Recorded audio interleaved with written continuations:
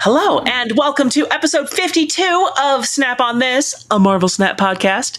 This week's secret homework is to share something, a favorite moment or aspect of the podcast. If that's too self-indulgent for you, then you might be in the wrong place, because we're celebrating our anniversary today. I'm your host, Lauren Whatevs, here with my usual co-hosts, Ben and Raye. We'll start with Ben. How was your year in Snap? And keep it snappy.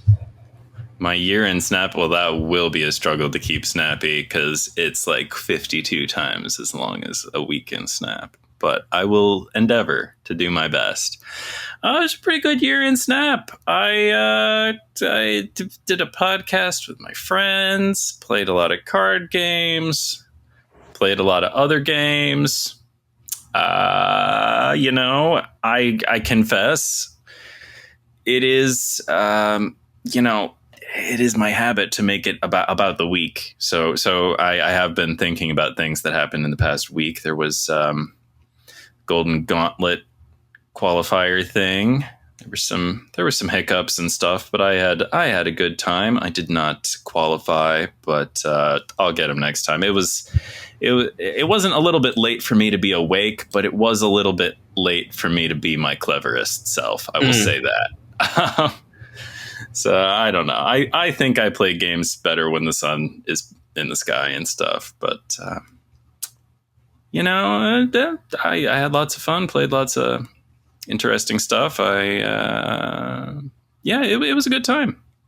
I did not run into any Snap on This listeners that announced themselves to me anyway, which is kind of a first in any of the tournaments I've participated in since we started the podcast, be it a league or a big tournament or whatever. There's always somebody who's like, I love the pod, but Did you take note of how many? I like playing Snap against people who don't listen to the podcast too.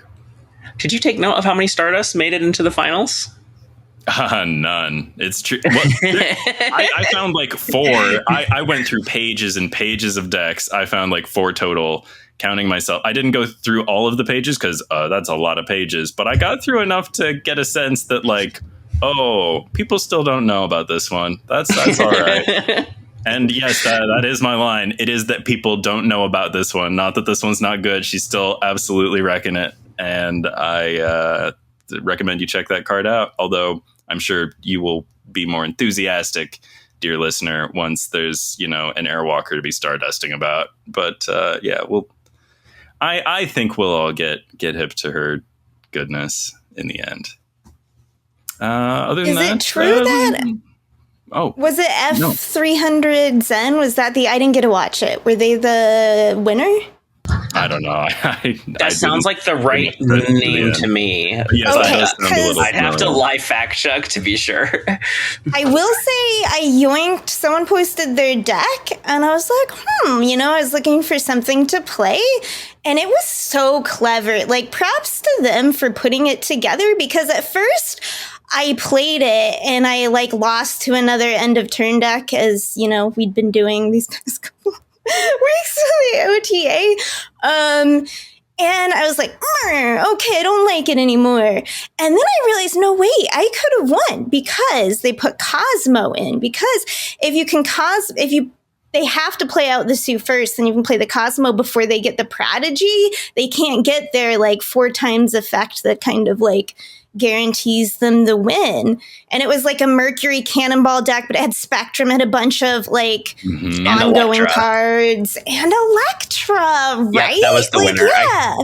Yeah, now that you're talking about it, I do know that deck. Yes, it is. The deck was really fun. Yeah, I played it a bunch. It was a good time. So, I don't know if it was very clever for the meta at the time, the build. I don't know how it translates into now, but I was impressed with their deck building for the tournament.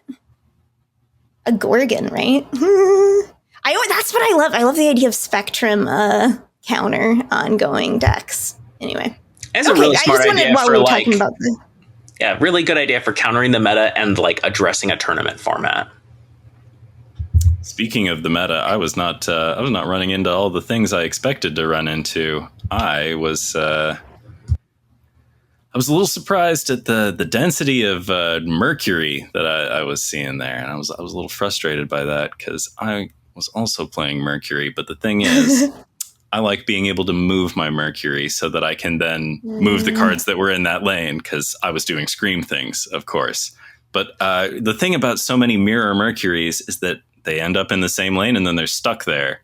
And so then that's a whole lane of cards that I can't do just Scream stuff with. Very frustrating. Oh my gosh, the last round of the tournament. The person was a very good sport. I didn't like grumble about this or anything. After the game, they were like, yeah, it was pretty nuts that I got turn 1 Loki every time. But yeah, so that's where one of those Mercuries was coming from, was my own deck. But other than that, also pretty well represented in other people's lists. But yeah, it was a fun time.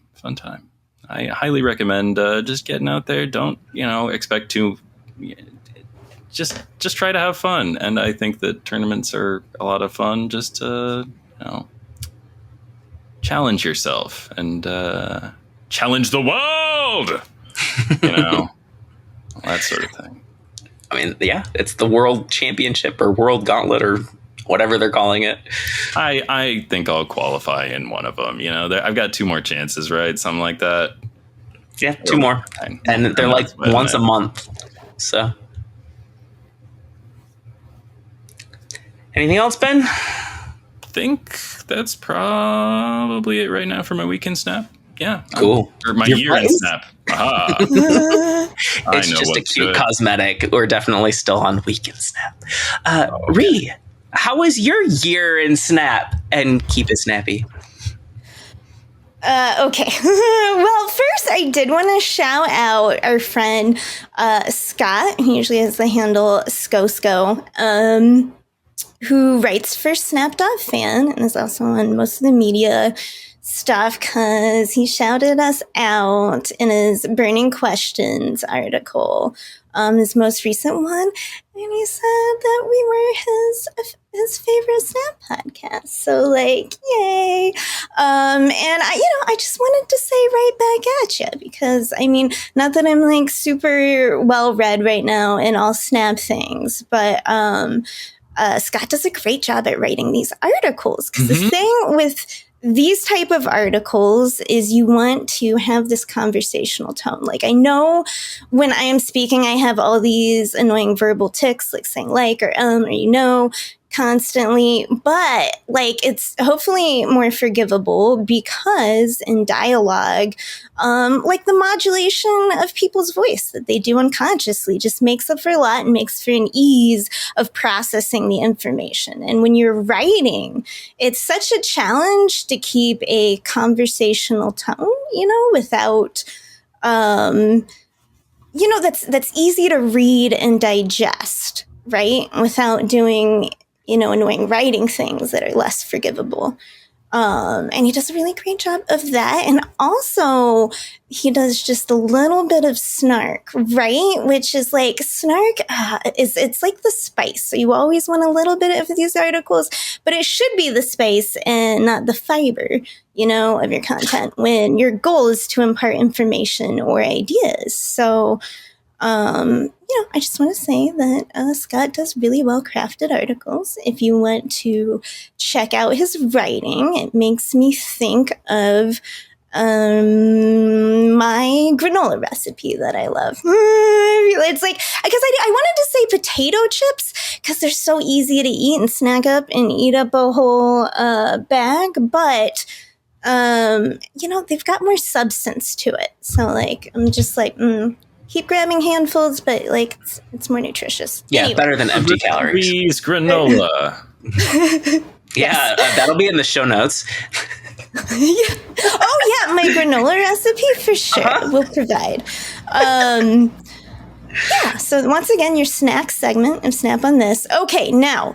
We can snap. I am so glad that Lauren mentioned self-indulgence, because I'm this is our anniversary episode, and therefore I will allow myself the pleasure of my most self-indulgent week and snap ever. And what I'm going to do is I'm going to take a listener question that we were going to answer later on that was directed towards myself, and I wanted to unabridge it a little bit. So I thought I would bring it up to Week and Snap and answer it in longer form than might be appropriate for the segment. So the question came from Joe, our fellow podmate, who does Snap Decisions. A great podcast, a great DJ, all around swell guy. And, he knows that I'm a fan of synthwave music. And he asked me about that. And I was like, it just really made me want to tell my story of finding synthwave, which was that like a couple years ago, after planning and consideration, I decided to follow my dream, which has been for so long, right? Some people don't know what they want to do in life, but I knew for a long time I wanted to run an indie game studio. I mean, first it was to work for Blizzard, but then, you grow up, you learn about the industry and how broken it is. And it's like, okay, well, can't make AAAs or work on MMOs, but I want to make games. I want to make experiences.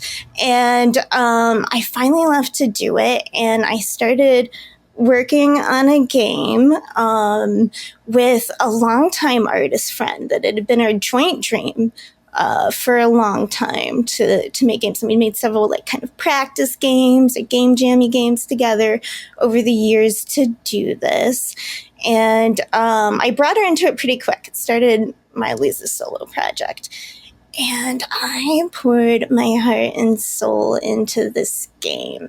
It started as kind of a burnout, like COVID style game, and then I started adding some more elements back of games that I enjoyed when I wasn't a husk of my former self.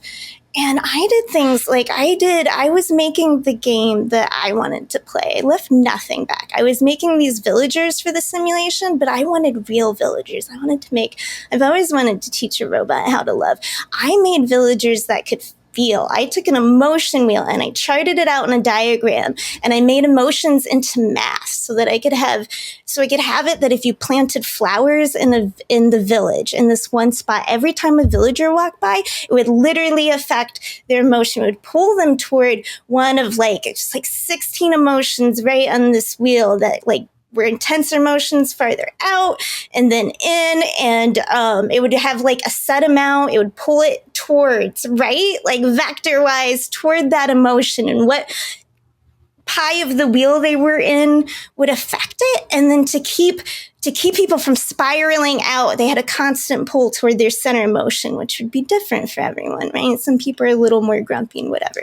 And so it was rare, but I even programmed in the possibility that someone could be so depressed, a villager, that they'd get up and not work.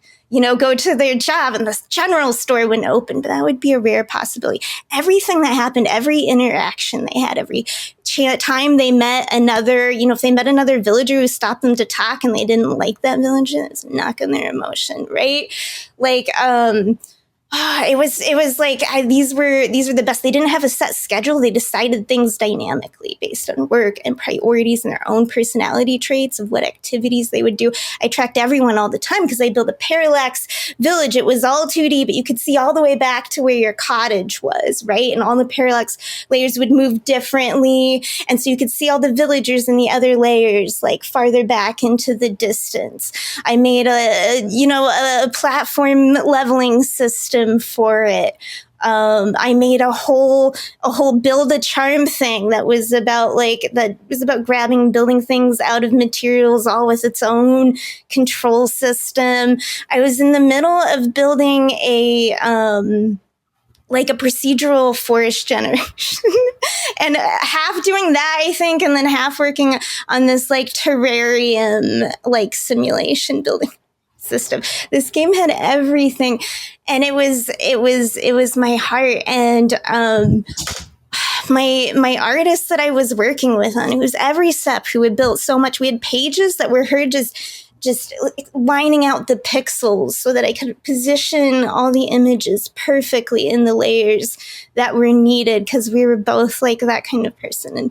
And for health reasons, she had, and it was kind of a slow journey to realizing it was going to have to be a hiatus. So it was like a long, painful journey to this game taking a halt. And it was a long time for me to finally realize that that was what was happening. And, and at this time, there's still like the possibility maybe she would be able to come back at some time. We didn't know when. So for that reason, and because all the parts I had built of this were all pieces of this larger whole that was still to be built, because her art was so beautiful and unique, it could not be replicated, that I couldn't make up for it. I couldn't do it. Like basically the whole project had to stop. And it was just like, I came into this out of like corporate burnout, and after being like vampire sucked dry by a corporation that took me, that just can't help but like give it their all, right, and just took. And then I went from that into giving everything into my dream. And then it felt like that was dying. I was running out of time. I knew I could take on a solo project, but it's like I didn't have the time to build, to build the masterpiece I had been working on before. And I was so burnt out, and, I was starting to have health problems and other things. And I was just feeling like so low. It felt like my dream was dying. And I was taking what I always refer to, but I've talked about in the podcast before, a rave shower. It's just where you take a shower in the dark because you're burnt out, except for like a smart light that alternates like cyberpunk colors, like flashing through. And you play music, and preferably you have one of those like aromatherapy, like fog machine things, essential oils, so it's like billowing and smoky. Anyway, so I came in, and there was like an album I had just found, and it was like The Legend of Synthwave. And I put it on, and I could just like those, like the synthwavy notes that you hear, and that's what makes it synthwave, were playing.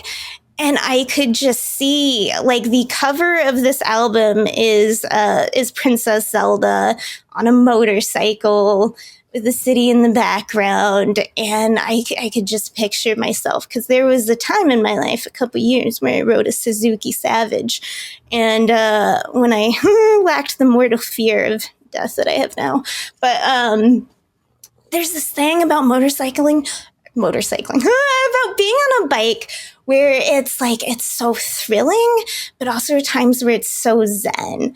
And like that's synthwave. And I'm sitting here listening, because I don't know, maybe kind of heard, I wasn't really familiar with synthwave before this. I listened to a lot of lo-fi and a lot of video game lo-fi remixes, especially while I was working. So this is where I tangentially shifted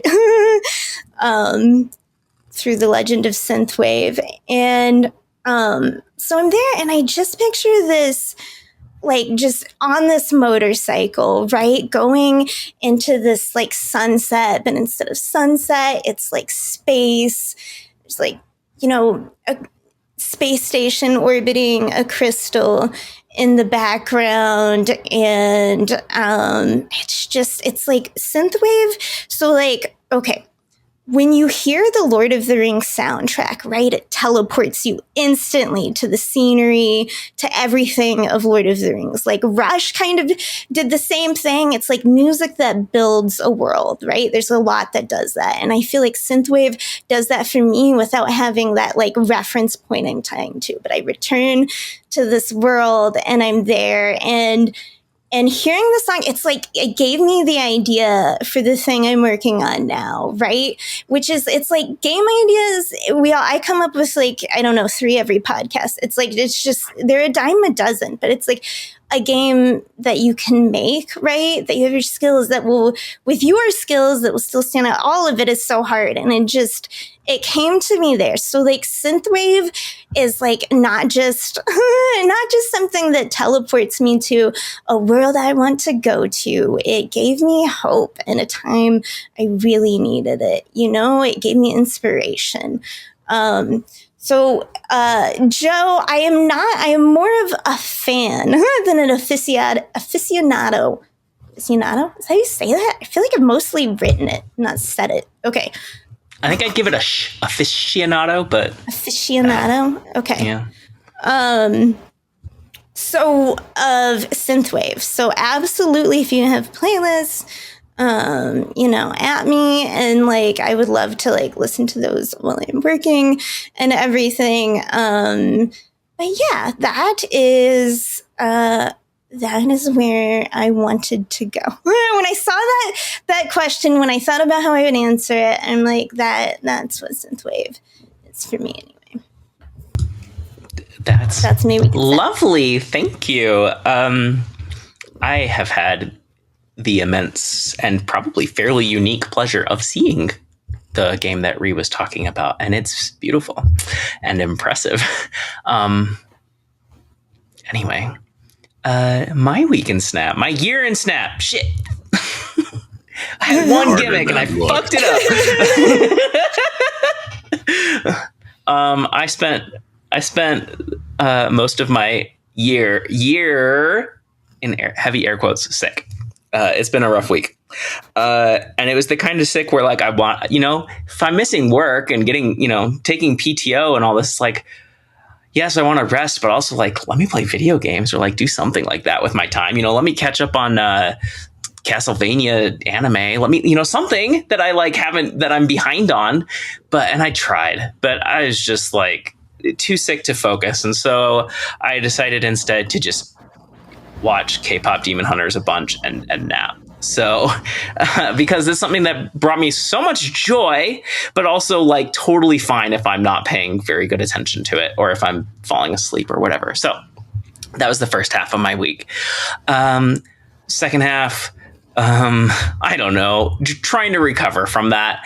And, editing stuff for this podcast. So our special RPG episode, that's probably going to come out. It will still be this week, but it's probably going to come out a few days later than expected because I was laid out on the couch.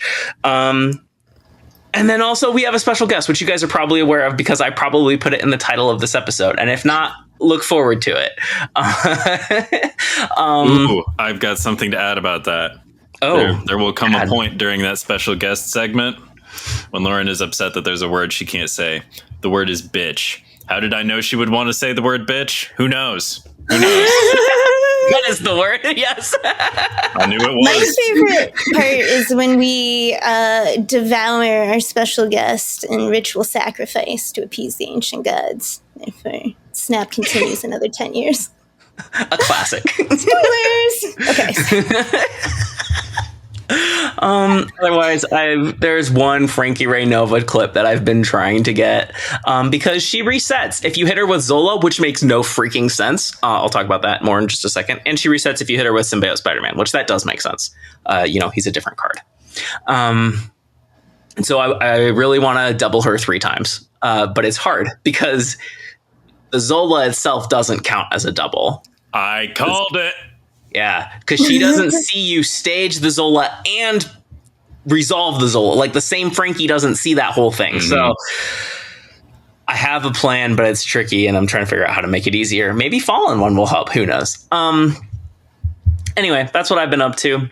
The Zola, I also was researching that. Like, why does Zola reset her? This is freaking weird. What else does Zola reset? And I did the research, by the way. Because this is the kind of human I am. Does Zola reset a Red Wing? Shit, I didn't test that. That's a good one. Once per game, Spider-Man 2099? Also didn't test that one. They don't say once per game. What did they say? Because they didn't come up when I tried to filter for once per game. Is it the first time, maybe? Might be the that first I needed to time. filter for? Okay. That's what Red Wing says for sure, and probably also Zola does not reset movement for cards like Nightcrawler, Jeff, Mercury. He does reset Negasonic Teenage Warhead. Does not reset Torch First Steps or the Thing First Steps. Does not reset their once per game ability. Felt like there was one more he does reset. Who else is once per game? Who else is once per game? I found Black 3 Knight? that he resets. Black Knight. He resets Black Knight. Yep. Which is so weird, right? Like, Yeah, very highly. why did Super he duper. reset someone else? It makes sense to me that he doesn't reset activate. Like, that's like an innate ability to a card. So if the card is activated and you make a perfect copy of it, the copy should be activated too. Maybe I think of that one as working like Move, where these cards have a single charge that like the game knows that they have or they don't have, and like, yeah, I don't know. But why aren't Negasonic and Black Knight and Frankie Raye that way? That's a very good question. I don't actually care. I actually think it'd be more fun if you could like Zola a card to refresh its activated or has moved status. But ultimately, I don't care as long as it's consistent. And you know what? I don't think it's common enough or important enough to Second Dinner to ever fix it. So I just have to deal with these inconsistencies. Probably. Wouldn't it be but cool you know to what? live in a world that made more sense than that? Yeah, especially Yeah. in something that's like a video game. Like, this is the place where we can control Yeah. things. This is why A I lot like. of card games have like very consistent rule sets. That's often thought of as a feature of the genre. Interesting. Indeed. This is why, like, despite me wanting to be an artist and a mental health counselor and these things that are much more like soft and squishy, I love math and I'm a very mathy person and I do analytics. And part of the reason for that is because this is a world I can control. I can make sure everything's consistent. I can make sure it's organized. And maybe I'm more of a control freak than I care to admit, but it's like, we could have this in Snap if there was anybody there who cared that much about Nope. it. We sure could. Let's move I on. could publish a rule book that explained all of these interactions You in know, some sort of a clear, accountable way. No. I believe That's wild. it has been highlighted before by Glenn in Team Answers that it is a feature of a digital card game that there's a digital enforcer of the rules, and like, that's true. That's kind of cool. Like, you let players explore the space. We can keep the card text simple, and like the niche interactions are things that only players who are super into that thing find. But I don't know. It would also be cool if the rules made more sense sometimes. Like, order of operations is really it's not intuitive. There are areas where Snap could be improved in this way. Like, player abilities happen and then locations and then cards. But like, most player abilities are things you got from cards. So it's like, it's confusing. Anyway. Difficult to untangle. That's the real reason Snap is so fast. No one can, like, nerd rules lawyer. It's already the next game by the time you're raising your complaint. Yeah. Let's talk about last week's cards. Any new thoughts about any of them? That's Galactus First Steps, Silver Surfer First Steps, Stardust, Redshift, and Terrax. I think Galactus First Steps is better than he seemed to me at first. Still don't think very exciting card, but I don't think they're going to buff him the way I expected they would last week. Yeah, I think he's fine. Yeah, he's proven fine. Yeah. Yeah. Yep. Exactly fine. I did have a shout out to another of our listeners, Blaze Cap, who inspired me. They're in their arena champion design, which is the homework Ben gave.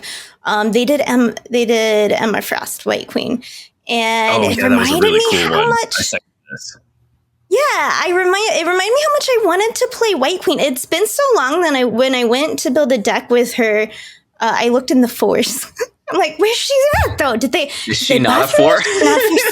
Is she for She's a 3 now. Yeah. So I, being inspired by Blaze Cap, I was like, oh, and going into the game and remembering I'm trying to like do what I want in the game and be happy. And it was fun. It was particular. I mentioned this in the Galactus section because it was particularly fun to play White Queen against all the people doing their Galactus first steps missions. Because I let them build it all up, and then I just yoink it on 5, and it's like, I'm winning this lane though. So when I stick it there, I'm still going to be bigger than you anyway. Yeah, so it was a lot of fun. Played it with a Moonstone, like some Moonstone Wiccan nonsense, and Legion because of joy. Raye, I have a question. This is another rules kind of question. So, do you know what happens if you White Queen a Galactus first steps and say this is turn 5, like in your example, you play White Queen first and then you play a 2-cost? Does that 2-cost then become Galactus's Herald? Yes, it will be the next White Queen doesn't. Card. A White Queen doesn't become the Herald. For the same reason that card. Arnim Zola doesn't double Frankie. Yeah, I had the same question. Thank you. Yeah, I did find that out. Actually, great. Yeah. That is awesome to know. Thank you so much. Yeah. But that's all. I was just saying it was fun. It was cute. I took it from where I hadn't really been playing all the way up to the 90s. Shot me right up. It's cute. And it's just it was just cards that were fun to play too. Like Copycat, still a great card, Copycat. I love Copycat. Oh yeah. Anyway. I think out of all the cards, no, I've seen Galactus the most, but then Redshift. That's the card I've seen second most out of all of these. And and I knew he was going to be awesome. I'm so confused about the series this time, how they arranged the cards. The Super Premium Season Pass is I still haven't seen anybody do anything super compelling with her. Silver Surfer. And then Redshift, the Series 4 is clearly one of the best cards of the season. Yeah, I think good Series 4 cards should exist. They certainly have thrown some stinkers in Series 4 recently. Your Jenny Kales and all that. I like a good Series 4 card from time to time. Also, back to the tournament, I was a little disappointed I did not see more Redshift, because that's kind of what I was expecting to see a lot of. I thought I was going to see a bunch of Agatha, and I thought I was going to be stardusting things and, thwarting Ghost Riders and stuff. But it just didn't play out that way. I know they were there, I just didn't face them. Yeah, bummer. Redshift rules. Okay. This week's card, Nova Frankie Raye, that's what she is in the game. Nova Frankie Raye instead of... Well, that's what she is in alphabetical order when you search your collection, unlike Joaquin Torres Falcon. Yep. 2/3. After the next time you play a 6-cost card, double this card's power. As expected, lots of people were disappointed when they found out that it could only work once, even though I would argue that is literally the only reason why it says next time. Yep, that's words.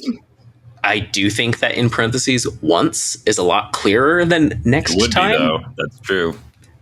But again, I don't care as long as it ends up being consistent in the long run. Do we think it should be once? Do you think it would be fine if it were more than once? I think it might be fine if it were more than once. I think it'd be fine too. Yes. I hope they do. Did you get her? Did you play her? Did you face her? A little bit, but the card is about as good as I thought the card would be. Okay. Yeah. No, I also didn't. I want to. Like I said, she's a card that seems fun for me, but also I realize she's my last tokens if I get her. Oh, no. So I'm now is the point where would I rather have fallen? What? Now I have to be making those kinds of decisions, I guess. Back to careful planning, huh? On resources, and I haven't gotten to play the last couple of days actually. So late night Raye hasn't made any choices on behalf of day Raye. So no, and I haven't seen her either to be honest. But once again, I said I haven't gotten to play. Definitely not since the OTA, sadly yet. Hopefully soon. I've seen her a decent amount, not a ton, and mostly people trying to be too cute with her, right?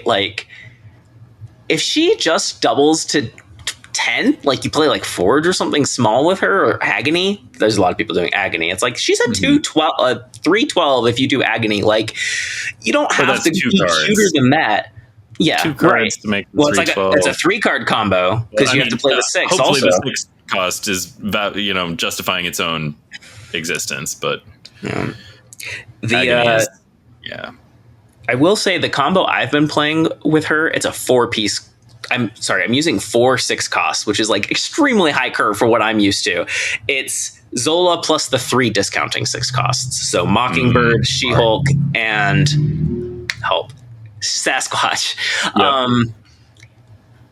And I think there's something there. Like, I'm trying to be super cute with her, and I'm trying to get the 3 doubles, but I've had 2 doubles happen a lot, and it's really big, and it catches people off guard, right? Like, I don't need to Zola the Frankie Raye. I can Zola the Sasquatch that I played on turn 5. And that doesn't give Frankie Raye extra doubles. I'm just saying it's versatile. Yeah. So I don't know what it looks like, but I had some lessons this week. Like, I haven't played nearly enough Sasquatch, period. Like, I was like, this isn't really... came away with that. Because I faced a Frankie Raye deck like the one that you're describing. I don't think it had Zola in it, but it was playing Sasquatch and Mockingbird. And I was like, oh yeah, Sasquatch, I should like this card. I love playing lots of cards in one turn.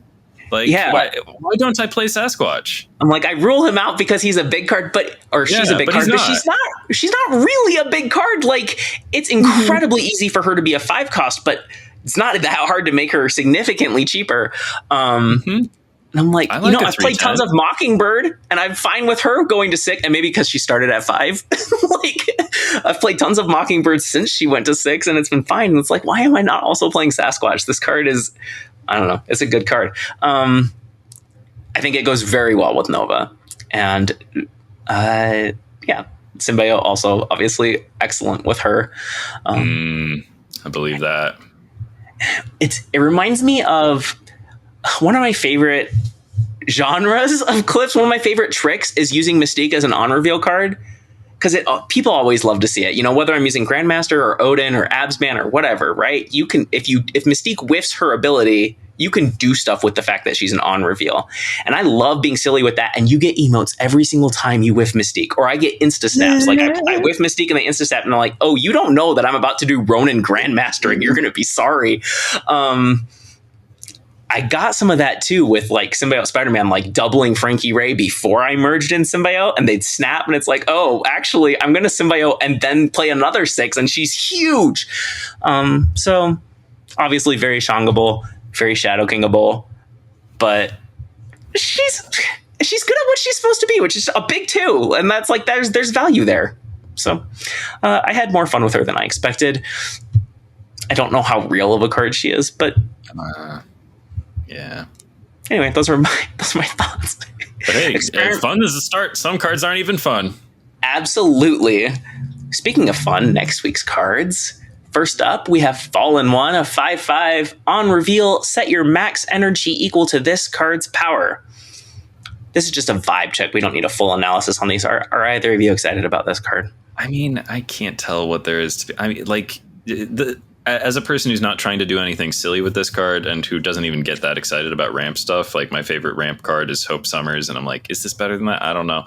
I'm like, maybe there's something here with even with 3-cost Mr. Fantastic and Surge, and like, you want to play this on turn 3 with like 6 or 7 power or something, and then like, like there's probably something there. I just don't like it.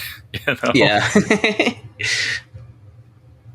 I think for me, I mean, obviously I'll get Airwalker because it's the event card, but the Fallen one, I am intrigued and I want to see it, but I think I'll probably hold. I'm probably just going to hold off since I'm lower in tokens anyway, and maybe see what actually looks like it will tickle my fancy once it's been out, because I honestly have plenty of toys I haven't really messed with much yet that I've gotten lately, because you know me, I'll do some mole man shenanigans, like what, I just want to play around and see what's there to be found. That, we have the OTA now with some stuff, That's a good point. Some Frankie Raye for Nomura though. With you love Nomura. That's a good argument for Frankie Raye, honestly. I want a pick. It's a good point with like how the card releases are so aggressive now. There's so many. And even if you can keep up, like I haven't had.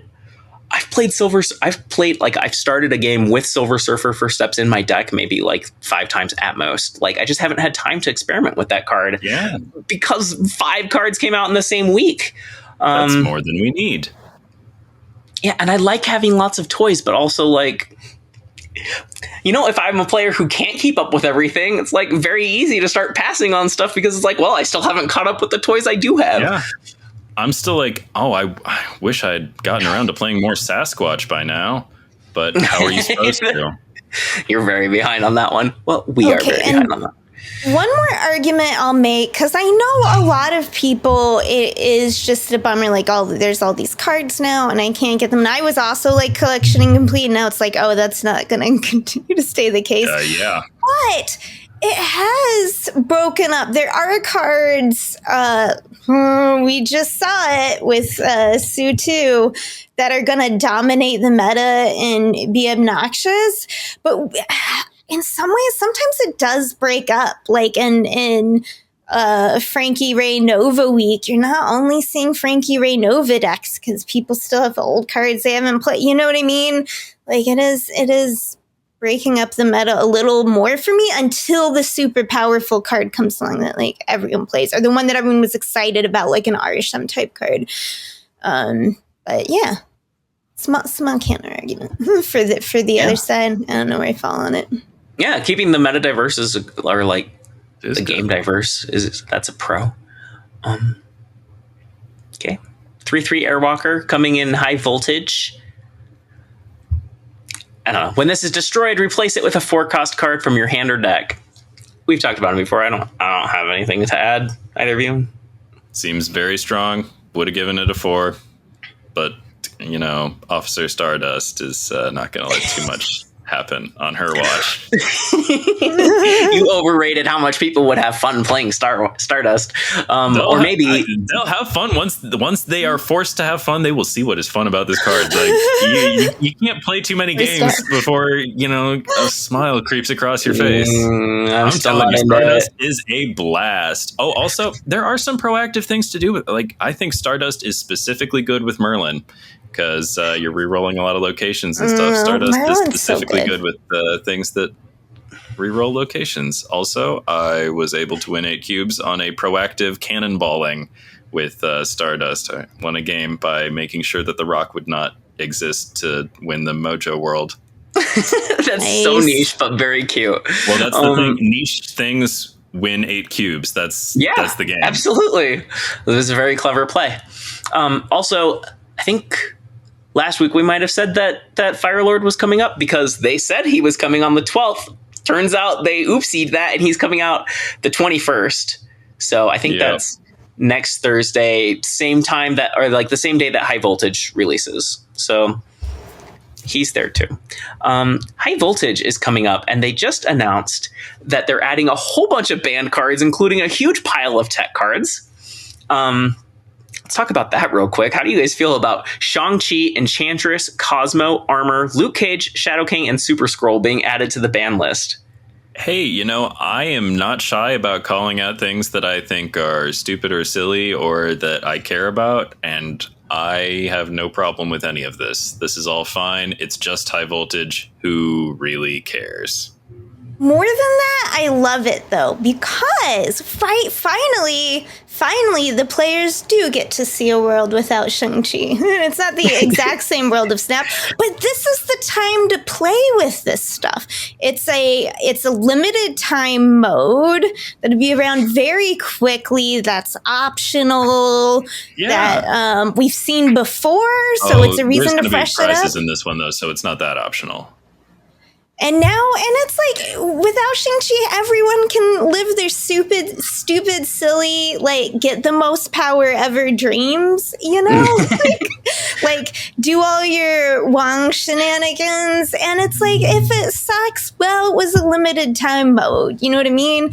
And now everyone knows what the world without Shang-Chi and Enchantress and Cosmo, it's like, they really took, like, hey, every time we've heard, all the cards we've heard a complaint about how they like, you know, there's always a subset of players that will complain about a counter, any particular think- counter card.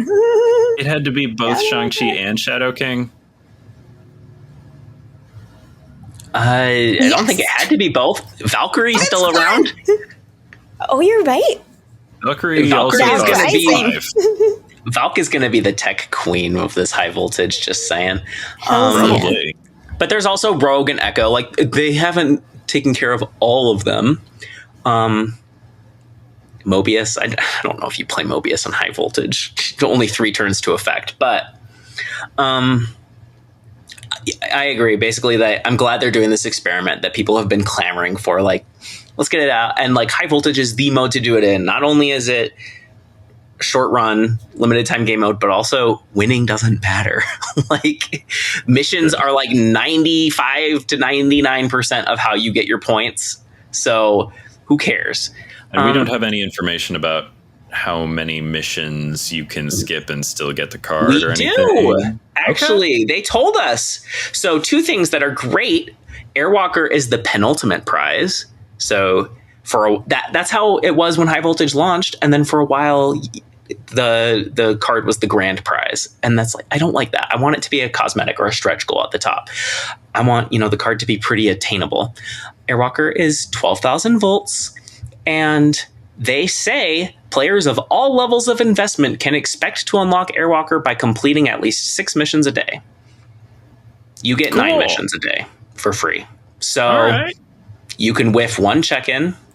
I think that's very reasonable. Hit You can 2/3 still of the buy missions. refills, right? If you have like a day when you're just not playing much or whatever, you can. Yeah, you can 300 reach gold up. for a full refill. It's 100 per mission, basically. Seems very reasonable. I applaud this. It's a direction I'm really happy with. I hope it's a trend and not just like, hey, some Yeah. limited time game modes are going to be generous and some are going to suck. Like, anyway. And a pretty good card too. Oh, So- great card! Fantastic card. I'm very happy about it. They also notably made two of the missions easier. So, play 500 power is now play 450 power, and play 9 5-cost cards is now 8. Now we're going to talk about this week's OTA. It was pretty eventful. I've got a lot to say about it. Just get into it. Mr. Fantastic First Steps, just last season's season pass card, goes from 2-2 to 3-4. And we could talk about it in the same breath. Surge goes from 2-2 to 2-1. I like one of these changes a lot better than the other one. Surge change seems very good, right? Fair, well timed, inoffensive.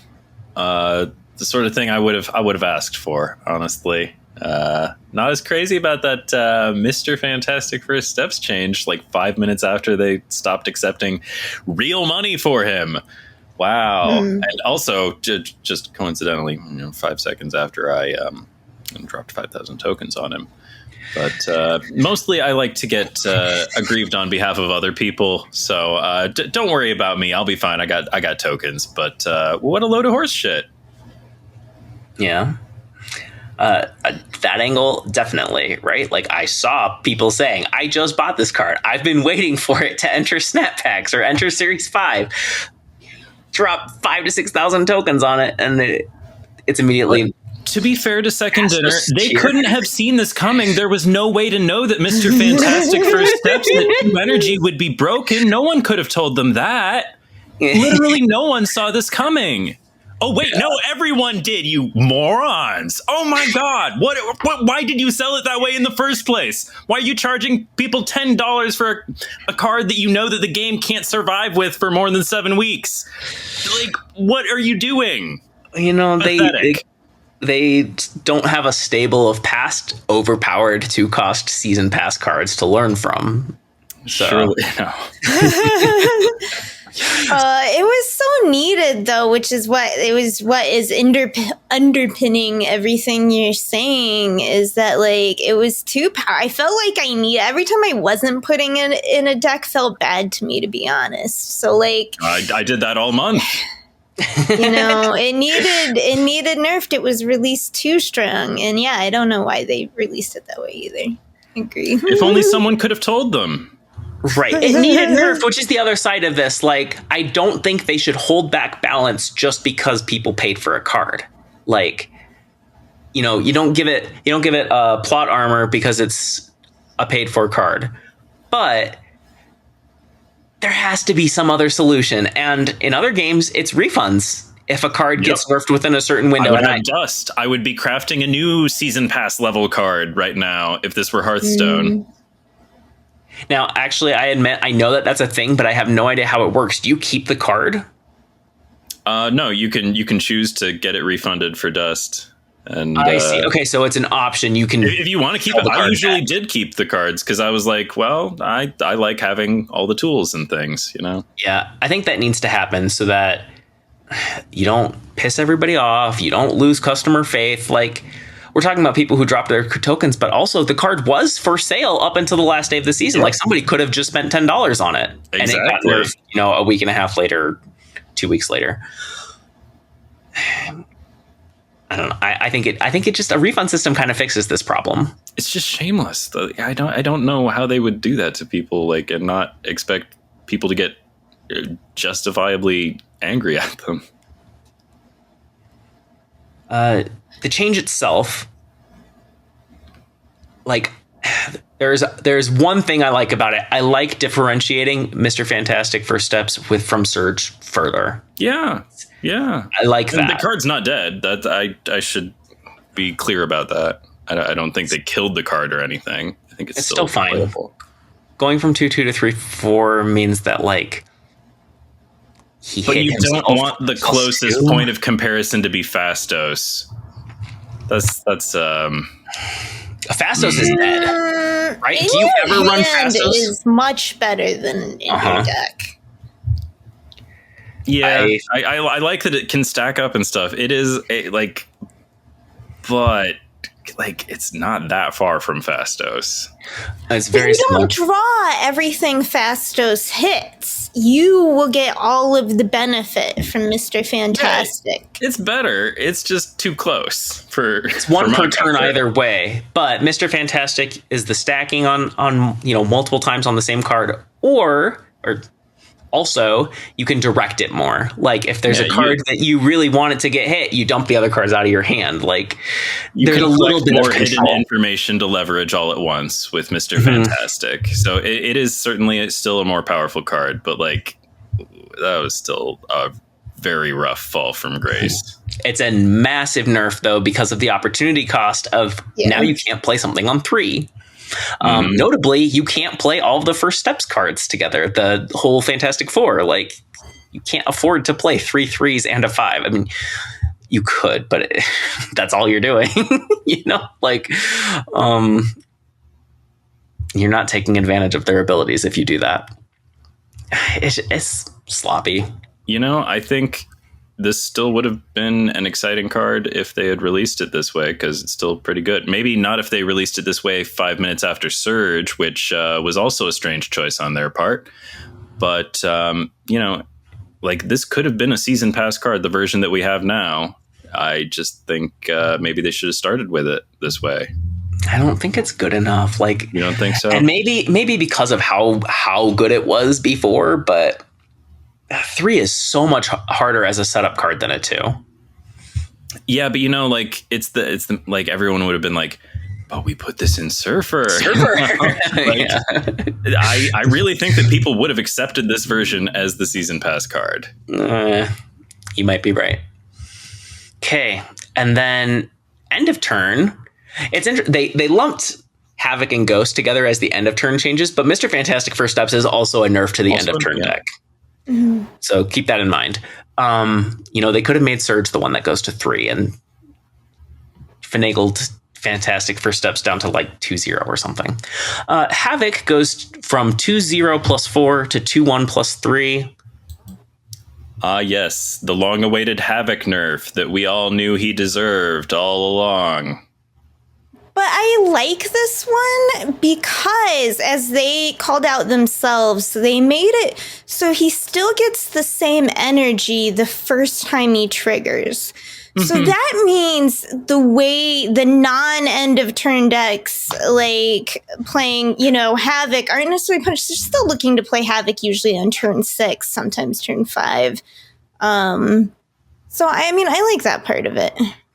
Yeah, if you're playing him naked, but the other places where I saw him played was like Bast and Mr. Negative, and those are both. Yep. This is a nerf for both of those. Yeah, that's true. It's fine. He is a strong card in the places where he gets played, and he got a huge buff from Invisible Woman. Due to the Invisible Woman Prodigy thing, he was ending up as 16 power, like a 216 on the last turn. He could solo a lane. Stinks because just like Sunspot last time we were talking about this, this is a card that used to have its own identity and justify its own existence independent of Invisible Woman First Steps. And as Scott pointed out in that Burning Questions article in which we were mentioned, the ship has sailed, and I guess we live in the world of Invisible Woman First Steps now. But would this be an ideal time for me to drop my spiel? Spiel away. All right, so here's what I think. I think the other end of turn cards should be playable without Invisible Woman First Steps. That's the point of card games. It's not healthy for these cards to exist only as subordinate pieces of a narrow little synergy package. It's boring design to make them inseparable. Card games are cool because the individual pieces are modular. Yes, there should be good reasons to play some together. And yeah, that's great. But every time a previously independent card gets subsumed by a package, the game gets a little less open and free. And I'm not talking about free to play in the money sense, but freedom to play in the creative sense. There are plenty of games that reward a paint-by-numbers approach, always playing the matchy-matchy stuff together, following the recipe the devs left on the counter for you. And to some extent, it is good that Snap can be like this. But I think the great thing about card games is that each card is an individual game piece, and that makes for meaningful decisions. Maybe flattening this dimension does not make the game more beautiful and exciting, but rather kind of ugly and boring. I see this issue as being somewhat related to the decision to release twice as many cards. Many of the new cards flooding in have struggled to find useful applications, failing both as independent game pieces and synergy add-ons. But others are so ham-fistedly overpowered that they cannot safely coexist with the cards that players already love. I think these problems are exacerbated by Second Dinner's inability to seriously test the fire hose of new releases, not only for balance issues, but even simple bugs. I'm looking at you, immovable Frankie Raye, and I completely understand that they don't have time to worry about quality because the most prolific Snap players don't have time to try this many cards either. Especially those of us who still enjoy the very well-designed old ones from back when Second Dinner mostly seemed to know what they were doing and, gave a shit. This is not to say that old cards should never cede ground to new cards. I understand that some amount of this is inevitable and intrinsic to the card game model, but I think their current approach is sloppy and unsustainable. They're doing drill baby drill. I was actually planning to leave it at that, but speaking of inevitability reminds me of a difficult topic that I think will come up more and more, and not just on our little Snap podcast. These 10 card months only hasten the painful necessity of a rotation system.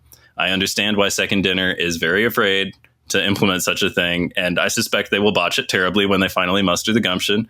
But they just killed our one and only vulture to allow for two 3-cost Human Torches. Wait, what's going on there? What are we doing here? This, I don't know. Sorry, spoilers. No, they killed vulture. And I expected you to have lots to say about the move changes. I think you're right on. Increasing the volume of cards, if they're not exploring new design space with them, they necessarily are going to make each card increasingly niche. And then it's I don't know exactly what the problem is, because there's a way to make the cards more niche and make it so that they're plug and play and swappable with each other. And there's another way where it's just okay, well, these are the 6 most niche cards to put in this package, and ditto with this 6. And then it's when you're deck building, you're not deck building with cards, you're deck building with entire bundles or entire packages. I agree, it's a problem. It's just what we were talking about with Fastos and Mr. Fantastic. Because, how are you going to play? There's not really reason to play them together. They're both 3-cost cards that you want to play as early as possible. And the redundancy of them, it feels like you're just going to play Mr. Fantastic. So it's if it was exploring new design space, as you said, but when it's but we already have Gwenpool. We don't need a bunch more like Gwen Pulse type thing. And then it just becomes one is the best, and that's just the one that's going to get played. And everyone who doesn't have that is playing the deck with like the lesser option of that. And it's not the fun world I wanted, where it's just like, oh, there's all these toys and tools to explore with that it's even hard to solve the game. It's more like they all just step on each other's toes all the time. And a lot of cards end up sometimes not you gotta mattering. spread. That's why they keep it in the comic universes, especially to women. When women get too powerful, they get sent to space. Supergirl, space. Go on a space journey. Captain Marvel, go on a space voyage. And we need some of that in the game, though. Where, that's what rotation is. You send them to space, and you know what? Sometimes they get to come back in the core set. Like they could, maybe it's a new core set every 6 months. Maybe it's every year. Sort of depends how they want to do it. But like, hey, what if Brood was in, but Silver Surfer wasn't? And then maybe 6 months later, Silver Surfer was in, but Brood wasn't. And then maybe 6 months after that, hey, they're both back again. It's Throwback Thursday. And then 6 months later, they're both gone. That's like what you do. If you want cards to matter, you can't have all of them at once. I admire the goal of no rotation, but it's not something that other games have solved, and I don't see Snap. Oh, you think releasing twice as many cards is maybe that didn't solve it for them? That just hastens it, right? Like exactly. It's a problem they would have faced in 4 years, if not, like it just hastens the problem. But I don't see them taking steps to avoid the problem, right? That would be like, no, they're running headlong into it. New archetypes, or like avoiding explicit power creep, Fastos versus Mr. Fantastic first steps. I don't know. It's the same thing as spotlight variants. Like when I first heard of spotlight variants, I'm like, oh, like a really special looking card, super unique. And at first it maybe seemed like that, but very quickly it's just like literally anything they can find. They can't keep up, and they know the size of their own company, and if I know scaling up fast is hard, but we've had some time. and it's like the cards are releasing without animations. A lot of times they're releasing broken, and it's like I was willing to look for the optimistic side. I'm like, well, this finally solved my problem of never being excited for a new card because I'm tired of playing mirrors. I was willing to look for the things, like I said, it's like, maybe I won't feel like I need to have all the cards if I can't keep up playing. It'll feel like the beginning experience where you're just getting so many like new cards. It doesn't matter. You don't have them all because you're having fun just trying each little new toy you get. And I was willing to look forward to that, but like they're not delivering on their own promises. You have to know, what you're capable of, right? So. Yeah, big agree. That's it's the exact same thing. Like they seem confident in their pipeline, and they're proving that no. Like there's a Goldilocks problem, right? Like you have to get the cards just right-ish. They have to be in the zone. If there's cards that are too bad, they're Silver Surfer first steps as an example. It's nobody's playing with it. And if it's too strong, then everybody's going to play with it and say Invisible Woman first steps. And so it's like, I know that they're inevitably going to miss lower high. That's just like, that's unavoidable. A team of their size versus the player base. The player base is going to get so many more hours than they could possibly get in a year. In like 10 minutes, the player base gets more time than Second Dinner could get if they played the game constantly for a year. Right? I mean, the player base is much smaller than it used to be. I think that the player base is not really covering all the ground that they used to do. That is probably true to an extent. Stardust should not still be a secret, is all I'm saying. I don't know. Some cards in the past have taken a few months to catch on. Say Cannonball, Legion. Yeah, Pixie. I thought Legion took off pretty quick, didn't he? Maybe a month I at least, remember right? Legion being everywhere on release, but maybe Okay. maybe it might have taken a while. Might have taken a while for him to be like recognized as a in meta. like good card stacks. Yeah. Yeah. Anyway, like, I recognize it's a tough problem, but it's my job as the player to say, this is a problem, fix it, not to tell them how to fix it. Like, or to say, you promised this and you're not delivering on it. Something needs to change. And like, I really thought, with like the design team having such a good track record overall, they've certainly had misses, but I was like, seemed like things were getting better. There were fewer big misses where they were clearly too strong or clearly too weak. Yeah, they've had some good stretches.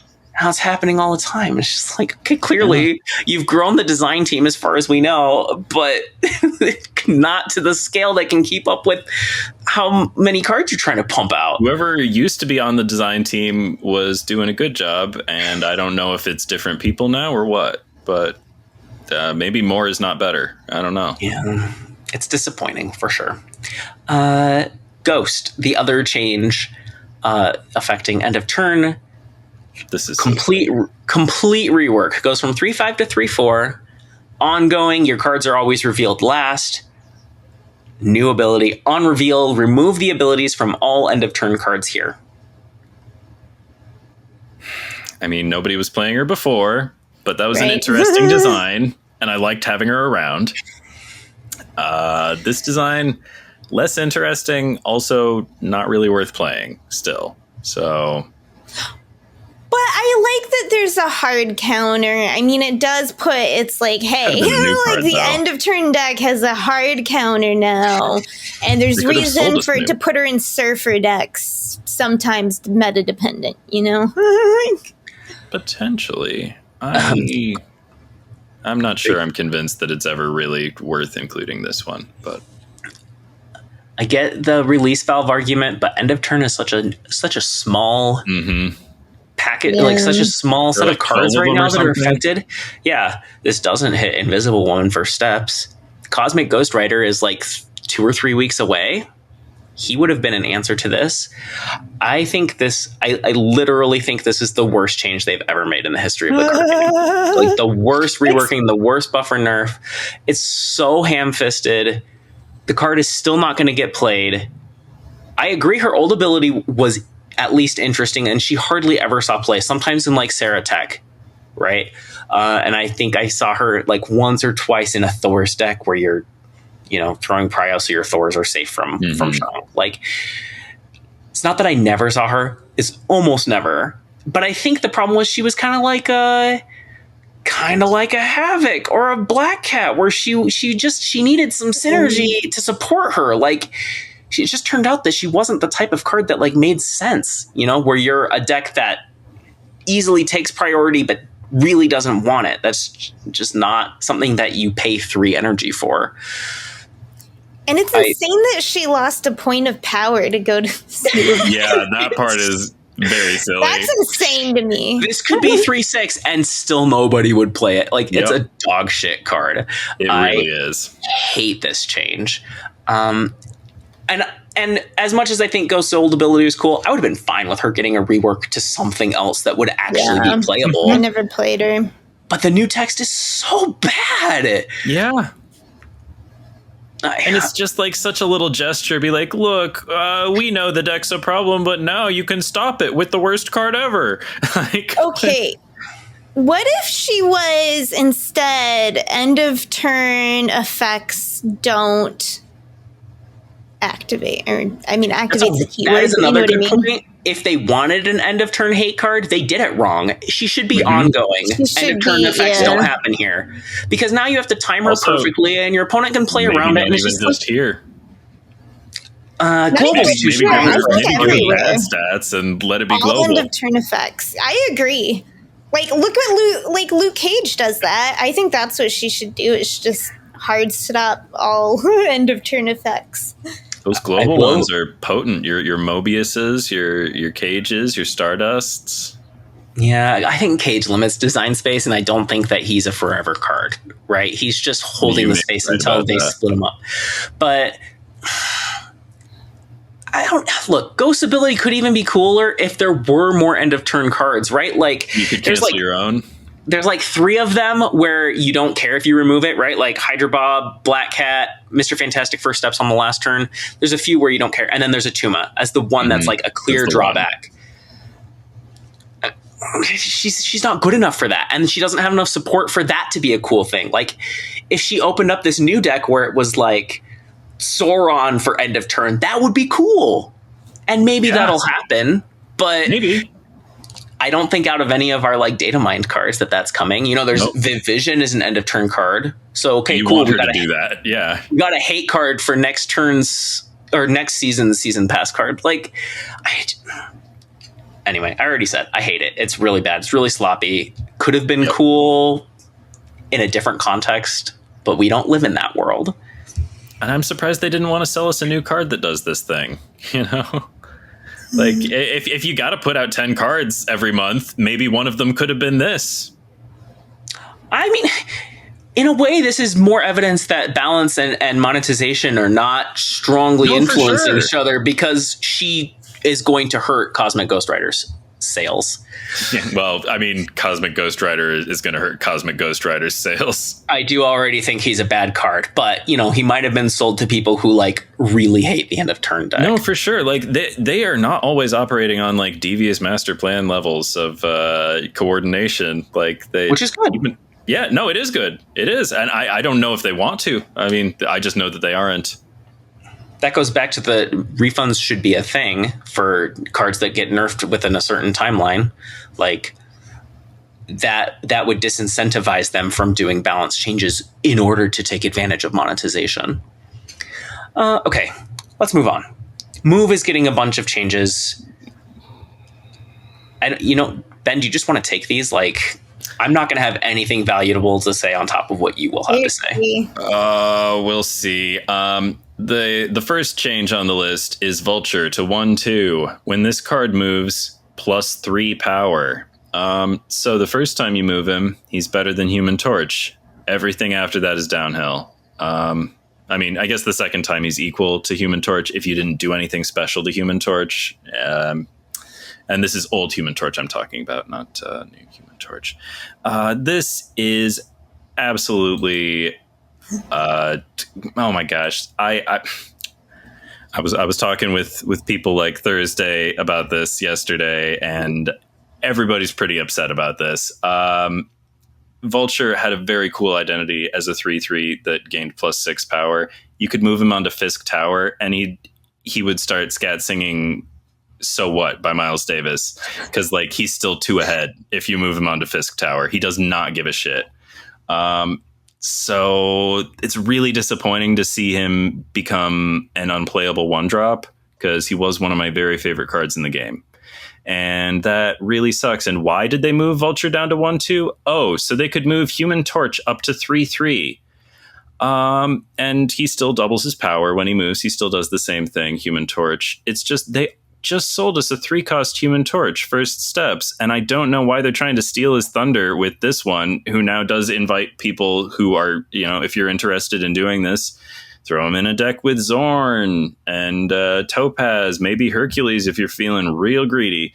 Like, there are new things to do with this Human Torch, and that's great, but this isn't Vulture. This doesn't do what Vulture did. Vulture did a cool thing, and classic move, like Heimdall decks want the thing that Vulture did. They want to move that card once, maybe twice at the end.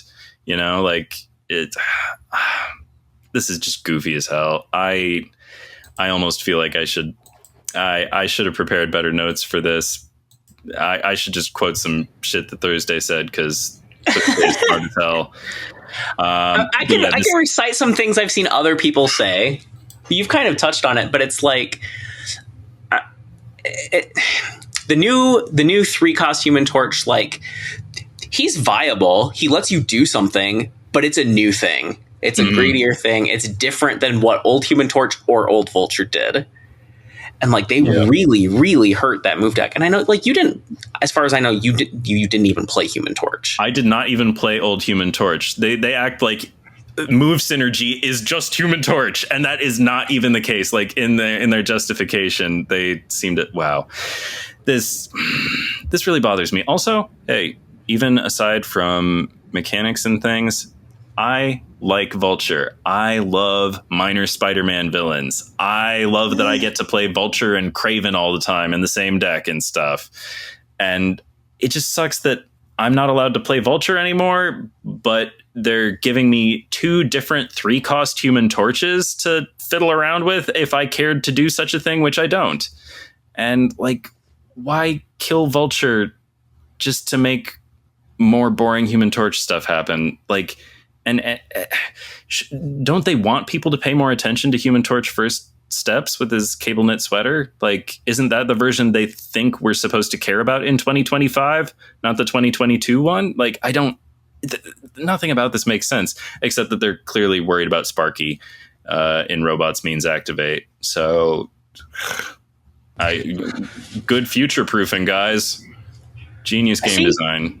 I understand their argument that doubling 1-cost Human Torch was a problem. Like, was it design? I totally get it. They should have made him cost 4. I get that. Absolutely. But I don't understand why you have to kill Vulture and why you have to force a 1-cost scale. Like, make it a different card, the 1-cost move scaler. Because this +3 business is not good. It's like, it doesn't, like, for a scaler, it doesn't really scale. It's, I think you've said before, though, that Vulture should be nerfed.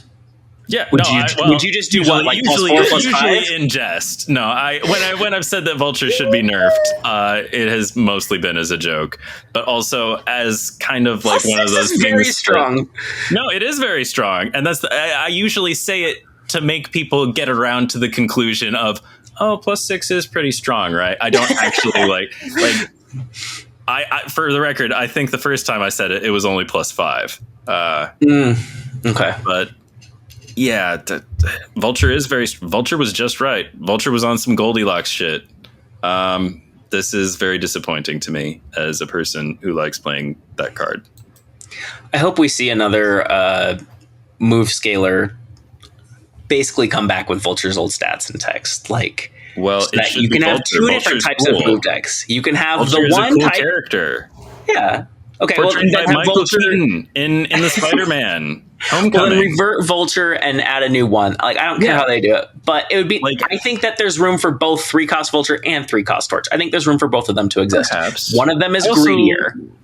Does it have to be 3-cost Torch? I really like 4-cost Torch, because like that way it's not the same cost as the other Human Torch. I don't know.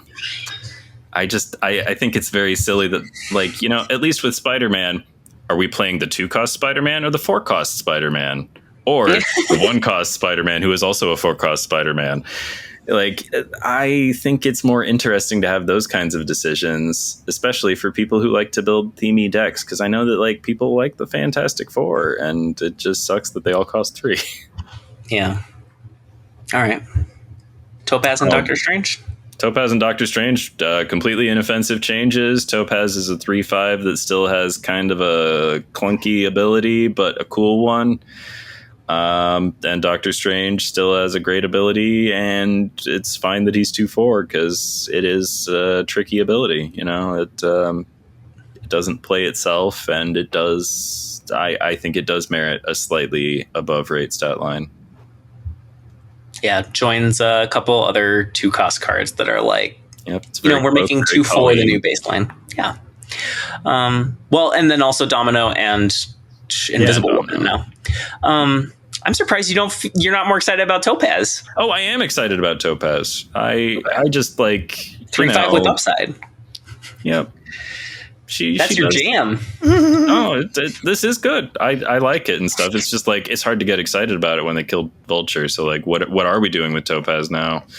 Just Human Torch stuff, and that just makes me more upset too. So I don't know. I'm like, this is positive. I am glad for the Topaz change. Yeah, I'm just not going to throw him a parade for it. I'm sorry about Move Your Pet deck taking a huge hit. I mean, I'm just going to stick to my screaming silky stuff. Picturing you laying in your bed listening to like sad records. Like the rain on the window. Reminds me of my ex.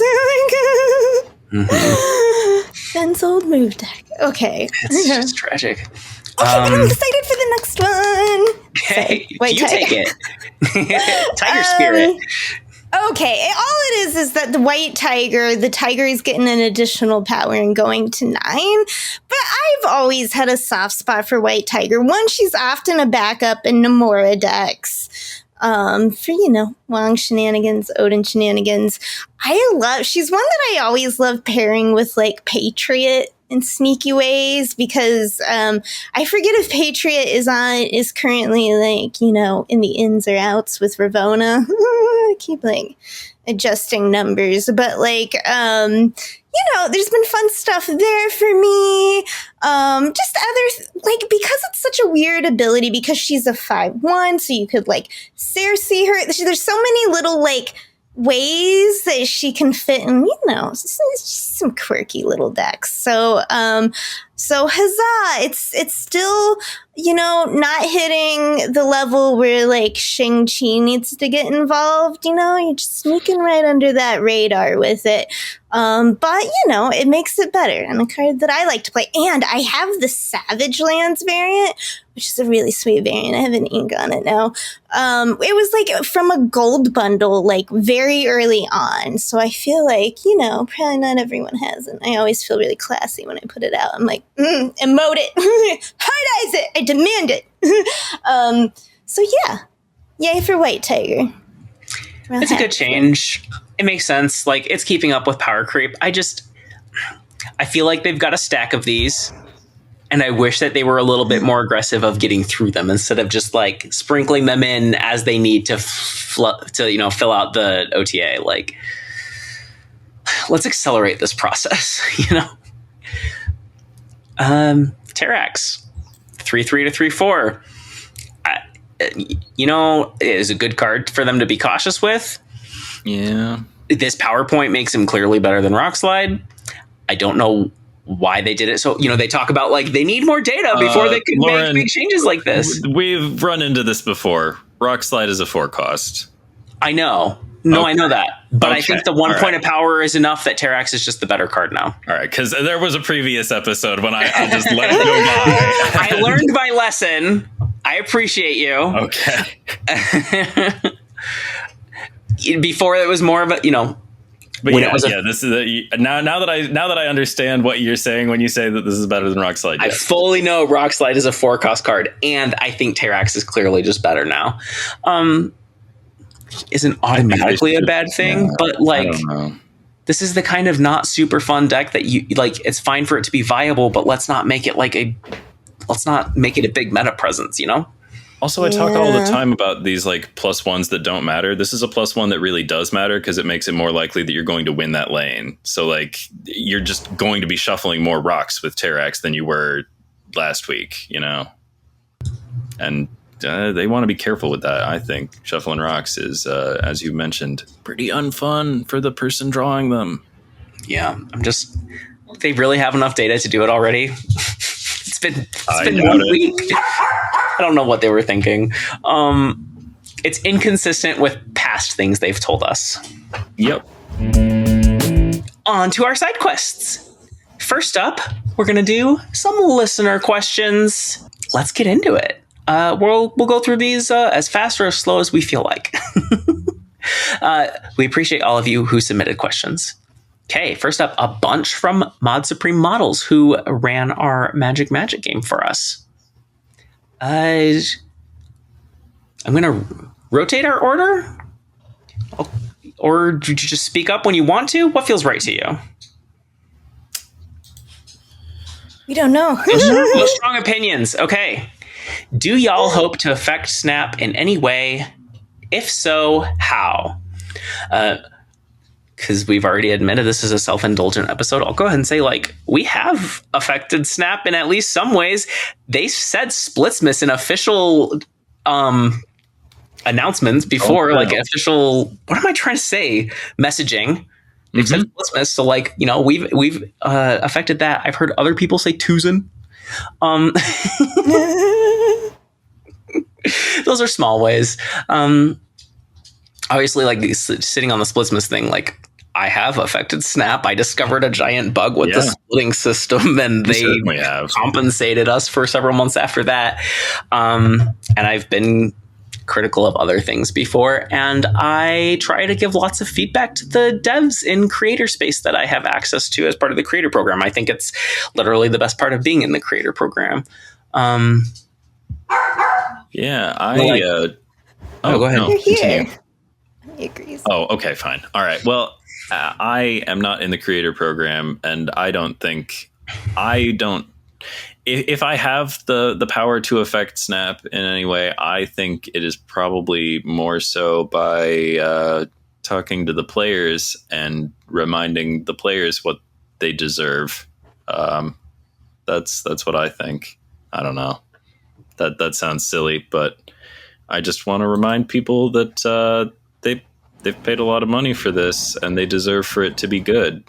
And even the people who haven't paid a lot of money, they've put in a lot of time and kept the player count where it needs to be, so that everyone who has put in money, like this game is not the product only of the developers. It is also like the fruits of your labor, dear player. And you deserve for it to be good. And I like to make sure everyone doesn't forget, because it's easy to. I guess we sorted in descending order because I'm the most forward. I'm like, I saw something. No, I don't really think so. I don't think Second Dinner knows who I am. I don't think most people podcast too. And I don't really expect to have much influence in the Snap space. I think mostly. So it was actually nice to hear Lauren talk about. It's like, in some small ways we've made some impacts. And of course, Lauren, of all of us, as the Splitsmith Santa and Math Oracle, the Snap Oracle, has had great influence and gifted us all with months of splits. So I answered how I have affected Snap, and I would like to spend just a second saying about how I'd like to continue affecting it. And it's kind of like what Ben said, like, I'm doing like analytic articles on the economy. It's holding Second Dinner accountable, and I want people to like the systems that are good and to be critical of the systems that are bad. Like, it's a system we love. I'm not here to tear down Second Dinner or Marvel Snap. If we didn't like this game, we wouldn't be making this podcast. But it doesn't mean that we just take whatever they give us, right? So I hope to continue doing that, as they change the economy and stuff like that, is to be one of the forces that can mathematically back up if a system is good or bad, and to help give power to people's voices as they push back or celebrate what Second Dinner is doing. And mostly I just want, I want to be a positive force in the community, to remind people it's a game that we love, and to be kind to each other. And yeah. Okay. It's the cleanest way to end an answer is, and yeah. Second question. If Snap went away, what would you do the podcast about instead? Oh, any old thing with you two. I'd talk about any silly topic. Just keep doing secret homework. I mean, like, I happen to know a lot about games. That's sort of an area of expertise. I like talking about things I know about. That's my preference, but I'll bullshit about anything if need be. I feel like we would either try probably things like Netflix games or free-to-play games, that we could do a new one each week, or maybe multi-series if it was a longer one, and then we talk, because that's it. As as you've said before, we just like getting together to talk. So it'd have to be something like that, or maybe like general geek news topics of the week that we found interesting, that kind of thing, probably, right? Yeah, for sure. I would do any of that with y'all. Yeah, I would also do like a movie book club type thing. I know it's a quite saturated space in podcasting, but I think it would have to be something like that we all have like. It's a classic because it works. Strong mutual interest and interesting things to say about it, right? Like, there's plenty of things I'm interested in what Raye has to say about comics, but I don't have a lot to add. I would have to really up how much time I spend reading them to for that to be useful to a Sounds listener. like such a bonus, to be honest. Force Lauren to read more comics so that we can talk about comics. All right. Look, I like what I've read. I'm a slow reader, and anyway. Next question. If you could force everyone in the world to internalize one lesson, what would it be? Oh, I somehow missed this one. You don't have to answer every question. I have an answer. It's from Kurt Vonnegut. And I would give this answer anyway, but it's basically like, God damn it, you've got to be kind. That's like the whole thing. Like, I think we're all more similar than we are different, and we're very quick to forget that. And that is what I want to burn into people's minds, and it would make a huge difference. Yeah, no, that's a great one. For me, when I saw this, I thought about how, like, as I had mentioned earlier, working on my new project, coming to this after like kind of 2 successive burnouts and stuff, and I was dealing with a lot of like physical and mental health stuff, and it was so hard for me because I was used to being this person that could give as much as was being taken from me. You know, I was just had a lot to give, and to go from someone that was then struggling to just like be that person that could do the work of like 20 developers like all the time, like and then when I knew it was in me, and to bring it back to my own, like, you know, center of kindness and heart, the Steven Universe movie, Steven's moment, I realized it's kind of like what I've been dealing with, where he's like lost some of his powers. They aren't working for them, and he can't get them back. He's struggling. He's like, why can't I just do what I used to be able to do so effortlessly, you know? And but there's a moment he realized he forgot his very first superpower, and that's the power of humans, particularly compared to like gems in this universe, to change, right? And it's like, I wish everyone could realize the fact that like you can change, and change is good, right? You know, and it's hard for me. It's hard for me to say. I am still using the same air freshener I got from ThinkGeek before it dissolved to like the greed of capitalism, of like Link for like a decade. It's so faded out. It looks like a ghost Link now. So like, you know, not all of us easily accept change, but we all have the power to change. I wish like people would remember that they can change and that other people can change. You just have to want to. Change your mind. It's good sometimes when you get new information. Absolutely. I wish I could. I like kindness. I'd like to promote some kindness. I'd like to promote awareness of the concept of enough. I'd like to, you know, it is possible to like try to, yeah, change is good. And like, if you see a way you could be better, fucking pull the trig, baby, go for it. I think you should not feel trapped by who you have been. And I just, you know, if you just want to like stop doing stupid stuff, stop doing stupid stuff. Or if you want to stop, you know, participating in cruelty, just stop participating in cruelty. Just if you identify a way to be better, just reach for it. It might not always be easy or happen all at once, but just go for it. I really resonate with what you two said. As somebody who left the religion I was raised in when I was 23 and left the gender I was raised in when I was 30. But also it's a slow process. Growth, healing, etc. Which Marvel characters' powers and responsibilities would you take on? You can't choose no one. Okay, easy. I didn't think about it too hard. I'm like, probably Gwenpool, because then I just get to be silly and make meta references all the time and do ridiculous stuff. I haven't even read a ton of Gwenpool, but it's like, I want to summon random silly meta stuff. And okay, recently I saw, believe it or not, a panel I didn't see in the comic itself, but like somewhere online. And it was I think it was from a Gwenpool comic. Some character just like, oh fuck, I'm in a Bendis dialogue, aren't I? I'm like, that's such a clever joke if you were like a huge comics reader, because Bendis is just really known for his dialogue style. Anyway, so that's my answer.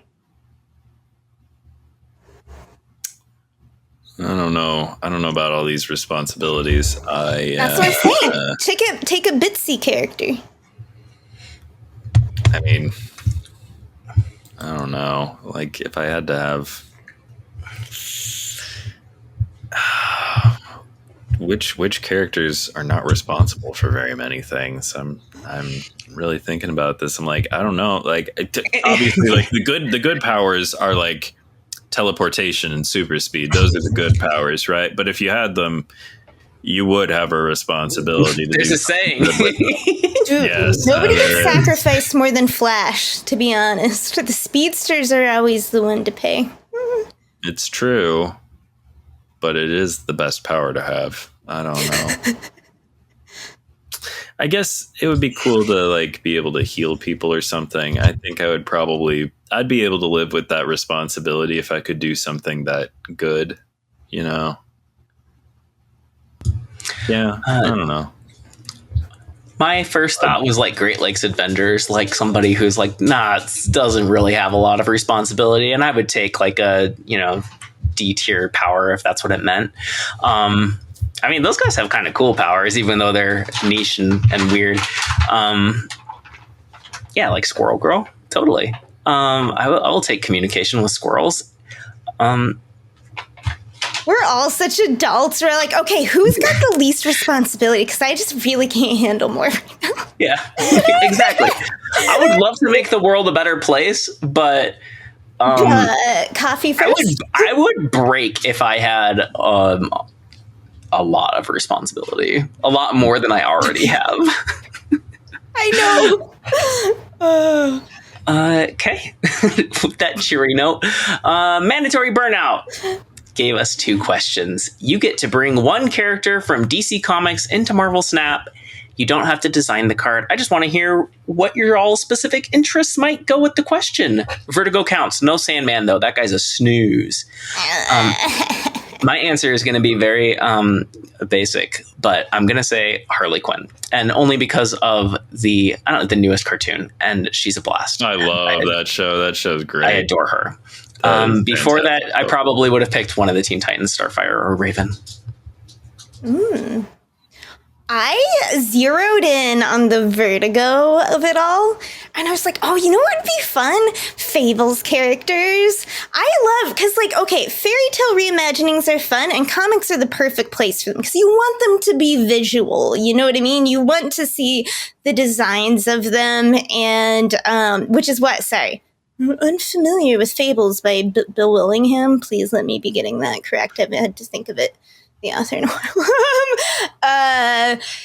It's just a retelling of like, fairy tale land, like kind of stuck inside modern land. There's shenanigans, and the big hero is like it's been a long time since I read Bigsby.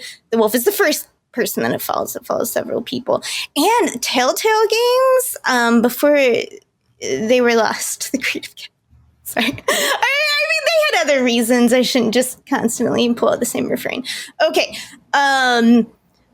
Their first game in their like little series that they later got known for, like Walking Dead, the Choose Your Own Adventure, that they will remember that, line, was Fables. And you were playing Bigsby, the like big bad wolf detective, and I'm a sucker for detective stuff.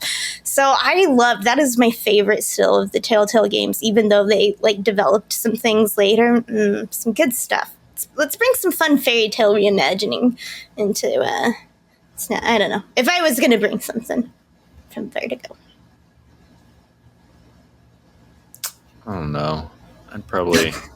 That's okay. I mean, like, I like the.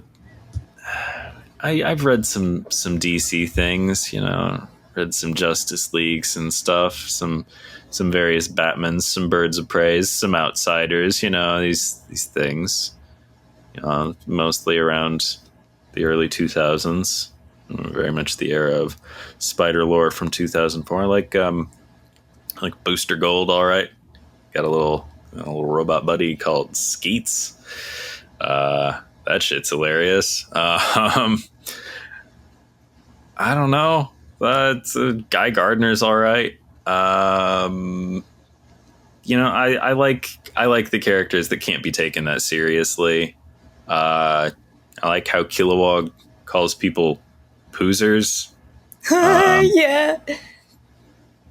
I don't know. They're fine. I do have a Marvel preference. You know who I would bring to Snap? I would bring back DC Dual Force. It was a fine card game that I don't know. I miss checking in, playing some dailies and stuff. I don't know. That's not really in the purview of the question, but yeah. Okay. Do you have a favorite comics panel, page layout, full page or 2-page spread? I'll try to put them in the YouTube without messing up the overlay like I did last episode. Sorry. Okay, so I will go. When I looked at this made me think, because I'm like, ooh, what have I done recently? And it made me sad, because I used to, when I was streaming for a while and for a long time, when I was reading comics, I would start screenshotting like funny jokes that were made, or really epic like panels and stuff, and like share them in, my various Discords and stuff. And I stopped doing that because I've had to like focus in and work, and but I started looking back to be like, okay, let me just pick a recent one, because like, don't ask me to pick an alt right, the analysis paralysis involved. So I was like, I'll just pick a recent one. But then I realized like what a lot of my recent ones were, since I hadn't been sharing them anymore, is that for many years I have had an album of photos on my phone. It's called Nerdy Fashion Inspo. It's like whenever I found an outfit I think is really cool, and I'm like, I want to like light cosplay that. Like at some point, I like save it into an album. I have a whole ton of pictures of just like that, and then I'll get different. Sometimes like, oh, that shows a different shot of it. So that picture, and it's gotten me to the point where sometimes I'm like, storyline mediocre, but like, want that one dress. Okay, anyway, so that was what I want to share. I can definitely dump a bunch of those in the Discord or whatever. That, me, I'm talking about comics when people want.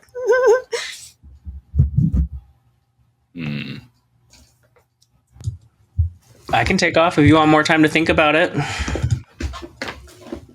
I had 2 things come to mind immediately.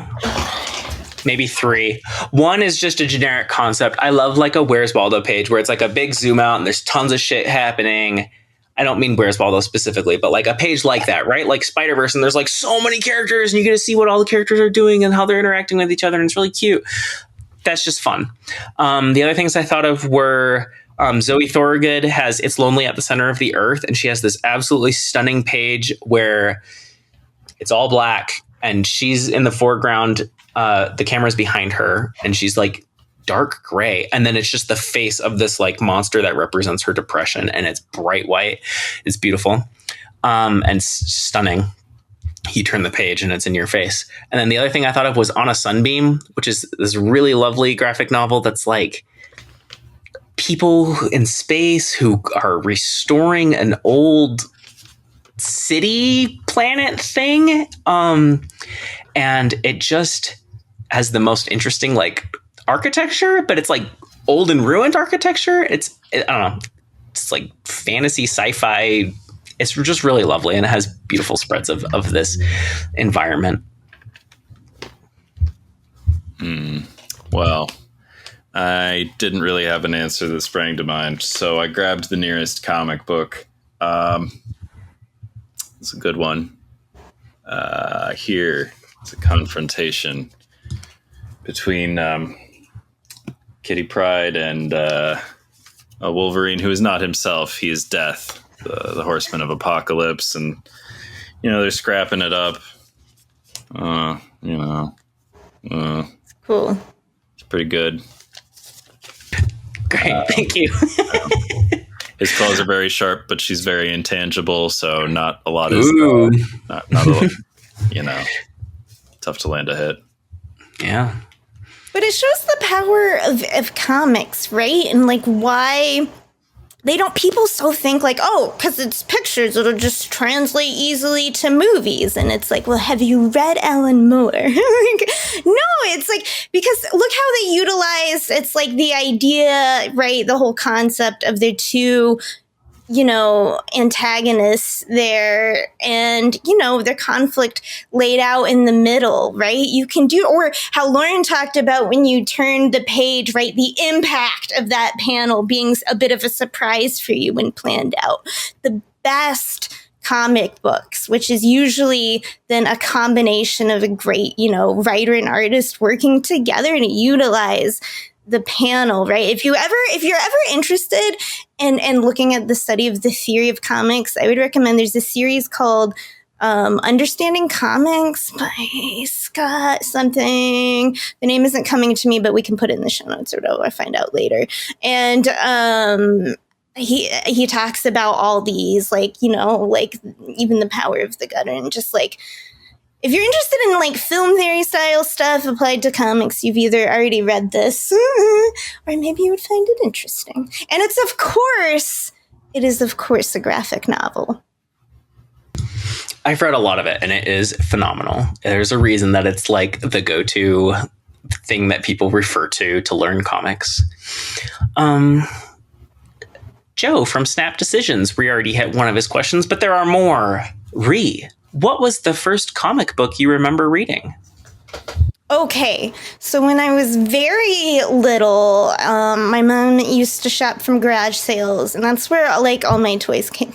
Usually just like random stuff. It's why I was like really into Ghostbusters, but I'd never seen Ghostbusters like my whole childhood. And they were like random. She would sometimes get like random comics. Sometimes they were from old library sales, so they'd have like all the library stickers on them and stuff. Be like Sonic the Hedgehog and stuff. But this, I wanted to be honest, so it's probably that. The first one that I can actually remember is a Sonic the Hedgehog, and I don't even like super remember what happens in it, but I remember it existing, and I'm like, Sonic's so cool, because also I never had a Sega, so like I have a love for Sonic that doesn't come from playing the games. Okay, but from the television show and in comic books. But all of this, I always thought comics were cool. Also from the old Spider-Man animated show, the very old one. So I had a love for comics characters. So when I was 16, and I don't know why, I didn't know anyone else that read comics. I didn't have, like, I wasn't into comic stuff on the internet. I just thought comics were cool. And when I was like 16 and I could drive, I drove to the town over, and I like wore pigtails like constantly all this time. I walk into the shop and the guy is like, "How did you get here?" Small child. And I'm like, "I am 16. I can drive." And this is what I pulled off the shelves. One was like just some like random comic for sale called Aphrodite 9 about a green-haired robot assassin. I mean, you can see the interest. It's one of those where like her memory gets erased, and I mean, clearly the people who wrote her may have some respect for her, but also would like to be intimate with her, clearly. But it's just like I have a soft spot for that I picked up. The one that really stuck with me that I picked up that day was, of course, also Ben's favorite Ultimate Spider-Man. It's such a great run. There's so many of us of a certain, generational era that love the Ultimate Spider-Man series by Brian Michael Bendis. And I ended up getting that all. I have it all in like graphics in my basement. I haven't read it for so long. I should pick it up again. Sorry, that was a very long answer. Okay. No, you're fine. Ben, favorite HeroClix team or figure? Well, a lot of good ones. was thinking about when they moved Vulture down to 1 cost. I was like, well, the cheapest version of Vulture was the best one in HeroClix. Rookie Vulture cost 15 points. It was the cheapest flying figure in the first HeroClix set, and flyers functioned basically as taxis to bring your stuff up that would actually do the damage. So you'd you'd have some sort of heavy hitting character. You'd sure, you had Cyclops who was going to optic blast somebody, but you'd need to fly him up with Vulture, or after they changed the rules after the first set, you would need to move him up with telekinesis, so you could use Jean Grey or perhaps a Mandroid armor. So Rookie Vulture's pretty cool. Also liked Destiny. Rookie Destiny was 20 points. She had probability control, cheapest probability control figure. Also, there was a feat card called In Contact with Oracle. This was a DC HeroClix thing. Feat cards were, they're sort of like, how astral projection is a freestanding skill that's horse shit. This was much the same in HeroClix. You would assign feat cards to figures, and they would give them more stuff than they had ordinarily. And In Contact with Oracle was, it was just 10 points per figure on your team that you wanted to basically put in contact with Oracle, and she'd be your guy in the chair, in the parlance of the Spider-Man movie, and she could move any of your numbers up by 1. So if you wanted to do more damage, or if you wanted to make it so you needed 1 lower number to hit somebody, that's pretty significant. The difference between needing to roll a 7 and needing to roll 8 is pretty significant. I also this is funny because I don't really play a lot of Quicksilver in Marvel Snap, but I sure did play a lot of Quicksilver in HeroClix. I don't play a lot of Deadpool in Marvel Snap. Played a lot of Deadpool in HeroClix. I enjoyed having a whole team of Deadpools. There was a feat card called Automatic Regeneration that let you use your regeneration ability without spending an action if it was showing on your dial, and that was pretty good.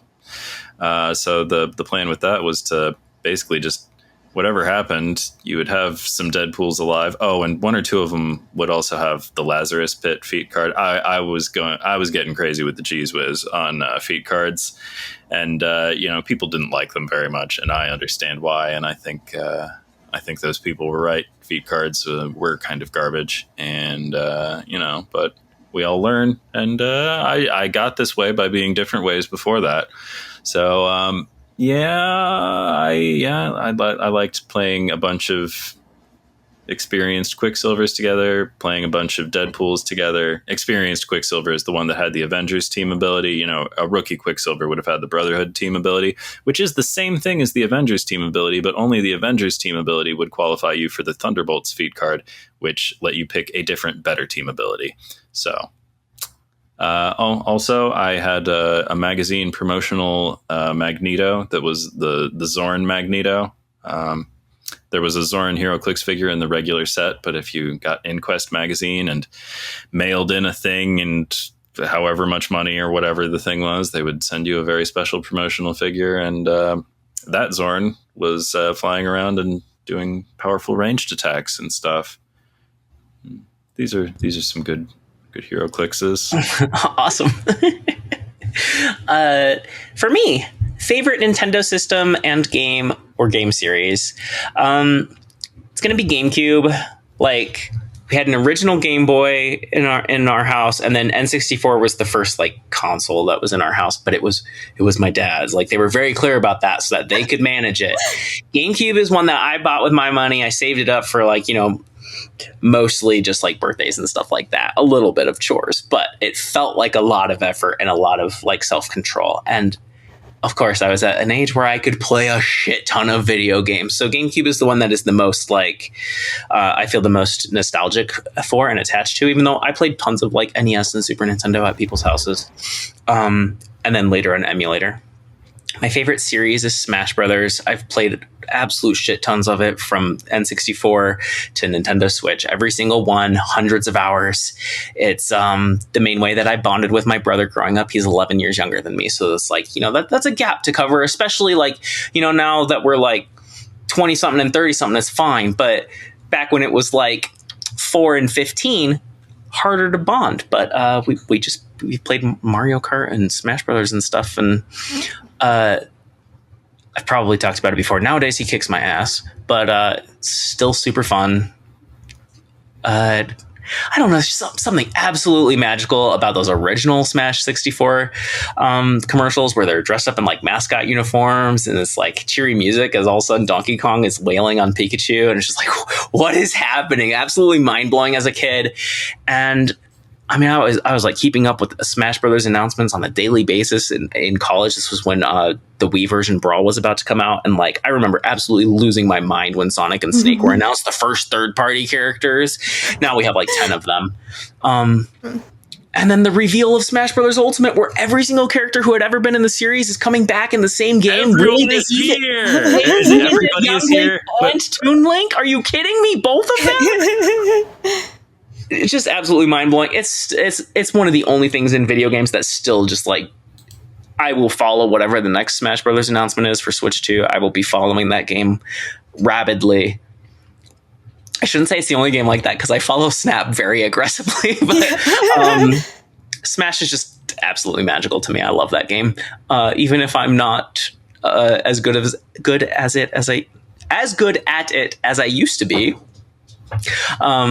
Because I just don't have as much time to play anymore. Okay. It's always a struggle for me because you're so tiny on the screen a lot of times. Where am I at, though? I find the original Smash to be the easiest for me to follow visually. Because I played the most of it, but also the screen gets so busy in those later ones. And they do just seem tinier, the characters. They're less legible to me. Starting with Wii U, you could play 8-player, which mostly what I do is 2-player, right? 1-on-1. But definitely growing up, it was, 4-player always with the neighborhood kids, and play imaginary games with my siblings in Melee. As wacky as that sounds, we were always playing imaginary games. It's just a very, very special game to me.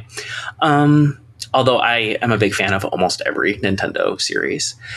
Okay, Kier Nimbus, co-host of... Why am I missing the Infonaut? Board games come up from time to time in the pod. Thank you, Raye. And as an avid board gamer myself, I would like to know the host's top 5 tabletop games. It's okay if it's less than 5 or current faves. Don't stress about it. I think we'll start with Raye. Okay, I did. All right, you said not to stress it about it. And I'm like, the way I can do that is by listing a bunch of games. I won't get into any depth into any of them, but if you board game a lot, you can hear these, or if they're in a genre that interests you, you can check them out. I grouping them all. Okay, so one of my, I have to say it's one of my top board games is a game called Root. It's an asymmetrical game of warfare. I'll go most in depth about this. It's one of my favorite. It's the one I've if you've seen before. I've 3D printed and painted a bunch of pieces for it and stuff. And there's the cat monarch over the woodland, but then there's the woodland uprising, the little people, and then there's the eagles who used to rule over the forest, but they've kind of been out of favor for a long time. A whole bunch of different factions all fighting over this territory. They all have unique abilities, so it's one of those games you gotta be a gamer to get really into, or it's your one game or something if you're not a board gamer. And there's even one character who plays an adventurer who just goes around. You just, instead of playing a faction, you're just one character who does you're doing your own little RPG while everyone else is fighting a war. It's so fun. Okay, and in that vein, I do have the soft spot for woodland critter games. Everdell is a fun card to blow building game that I like to bust out. It's kind of a must of an expansion anymore if you play that called Spire Crest, I think, that kind of fixes some stuff in the core buildings. And then there's another one with mountains. Don't even get that expansion. It makes the game worse. It's horrible. another game that's in Woodland Critters, although the theme isn't super strong, it's Tiny Towns, and it's very light and friendly. It's about like block building.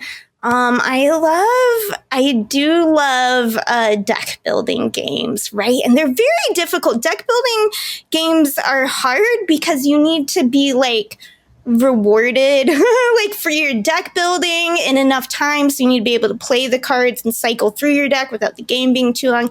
Valley of the Kings is one of those that's like kind of light. There's like 4 different versions of it. I have them on. You can like mix them to make a longer game for more players. I love this game, and my friends always hate when I pull it out because I usually win. But it's so fun. As a deck builder, another like light game that I like to pull out for like a bigger group. It plays up to 6. My Star. Okay, this one only plays up to 4 or 5. There's another kind of lightish game that's still fun for like a board game. It's like, don't make me play Settlers, to be honest. Like, I just can't.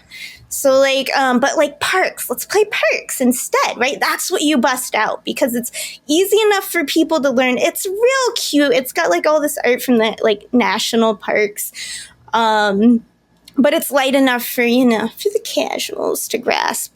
If we're going hardcore, right, then that's when we turn into like Arch Empress Raye, who like has to abandon her kindness for more of like a doom level, like, I deserve to rule this world, I will do what's best for it, and sometimes we can't be kind because we must win. And that is how I play Twilight Imperium. Which is a big epic space board game that like they've kind of reduced. It used to be like almost like a fucking 8 to 12 hour game, and now it's like you can pull out a game in 6 hours, but it's one of those big space empire games. Along those lines, Eclipse is another great like space empire game that's not quite as big as Twilight Imperium, but you still get to like upgrade your like little fighter ships, and like I'm big into theme. I love rolling an empire, to be honest with you. Or on the flip side, if we want to be cozy, but still hardcore, like Caverna over Agricola. My friends will be like, Agricola is the better game. I'm like, no, Caverna, because you're a little dwarf, like with building, like it's very themey. It's very cute. It's way better than Agricola. I probably said Agricola first. I knew what you meant. Hard disagree. Things a lot. Wait, you disagree? You like Agricola? Okay, but Caverna, you're like a dwarf, and it's so cute. You're building all these little dwarf things, and you say the theme is better in Caverna, but I think Agricola is the better game. That's what my friends say. I have no strong opinion. Okay.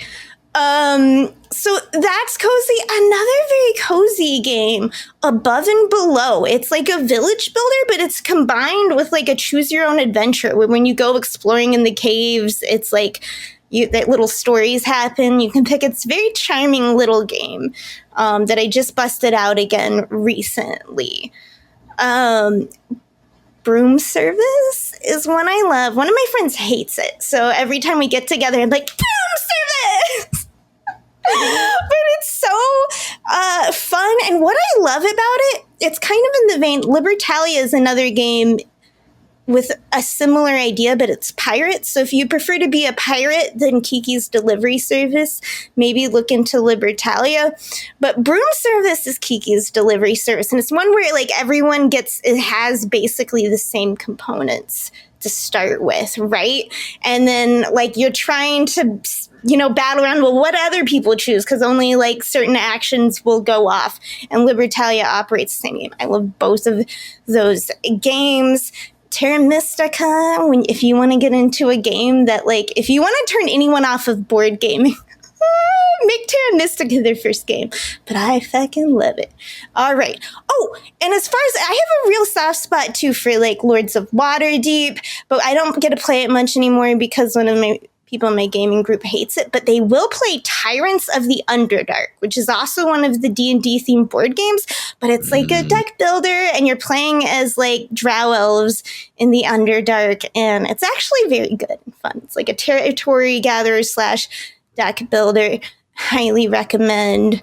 There are a couple little like card packs that came out with after And to wrap it up, I'm just going to list other things real fast without talking about Core Worlds, Space, Deck Builder. It's an older game. I love it. I wish I got to play it more. Civilization games. I love civilization games. My favorite light one is called Flow of History. It's a real easy, like, light little box, and it's very fun. You know, you get to play Civilization.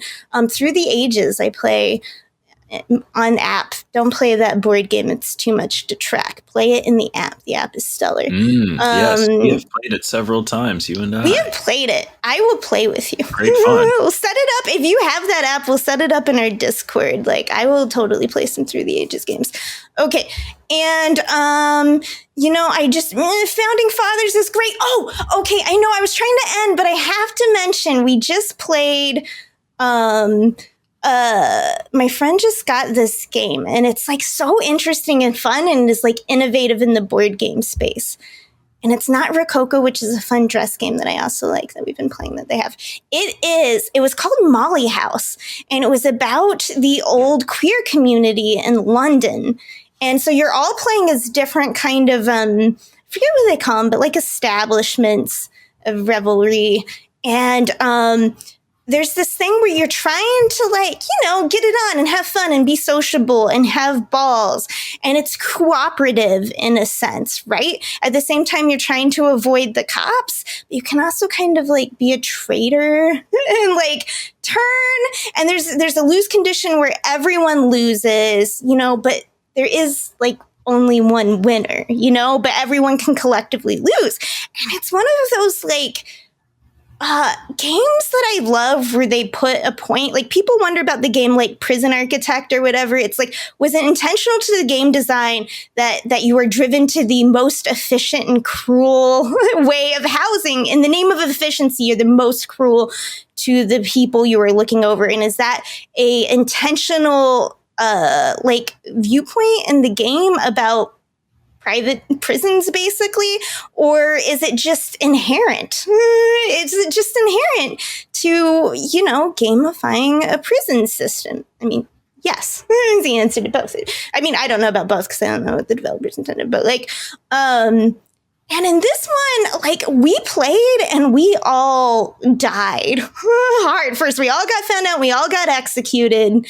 And it was like, the first lesson is, okay, we got to be less petty. We want to stay alive. Got to stick together a little bit before we're concerned about who's like top queen.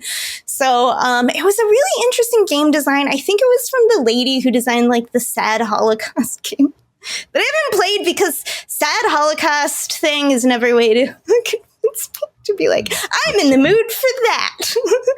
But I love games that like the mechanics are, you know, thought provoking. Anyway, so sorry for spending. You asked for it. You didn't say 1. You said 5. Or don't stress about it. And you definitely kept it within 5. Yep. Ben? I like all kinds of games. You know, I enjoy some classics. I like a Scrabble. I like a Risk. I'll even fucks with a Monopoly. My parents have National Parks Monopoly. It's got pretty national parks on things. So there's that. You know, I also like these the games where people get different roles every round or whatever. Your love letters, your citadels. Other things I like Blockus. Other things I like. What else do I like? Seven Wonders. What else do I like? Oh yeah. You know, just I like most games. I love games. Okay. I'm also going to cheat and go beyond 5, but I will keep it short and sweet. I won't go too far beyond 5. I have played the super heavy games, and I have had a blast doing so, but I'm past that point in my life. It is very hard to get TI3 to the table and finish 6-hour games. So the kind of game I like is the kind that's like 45 to 75 minutes, and there's not a lot of downtime, and it's, you know, that like light but still interesting. Mm-hmm. So in that vein, Seven Wonders is like absolutely one of my favorites. The time doesn't slow down a lot depending on how many players you have because it's simultaneous play. If everybody knows the rules, it can keep moving.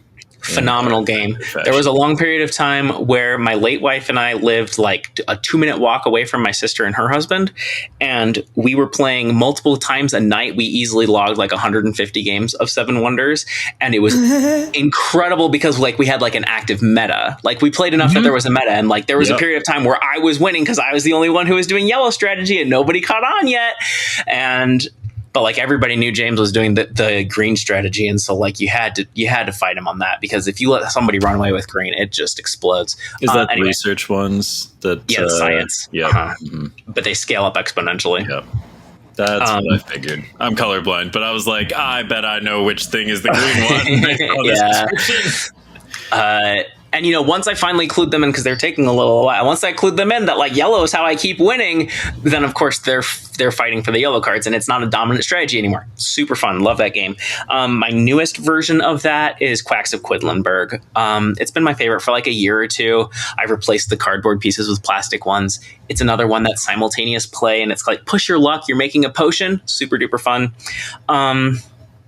It's kind of deck building, like bag building, random ingredients that you're pulling out. And if you pull too many of the white ingredients, your potion explodes. But you get more points for building a better potion. So very fun. And the ingredients do special abilities that are different every time you play the game. So it's always interesting. Agricola was on my list of short ones to say. It's my favorite game ever. But a little bit on the heavier side, so it doesn't get to the table a lot. Caverna's fine, but I find it to be very samey game to game, whereas Agricola is totally different every game because of the cards. Skull. This is another one that is like, it's like a 5-minute game. This is your filler game, and it is incredible. I put Love Letter in this category too. But Skull, you just have 2 coasters, or you have 1 coaster that's square and then 4 round coasters, and it's a bluffing game, and it's a very easy one to teach, but it's actually pretty heavy and very fun, regardless of how sober or not you are.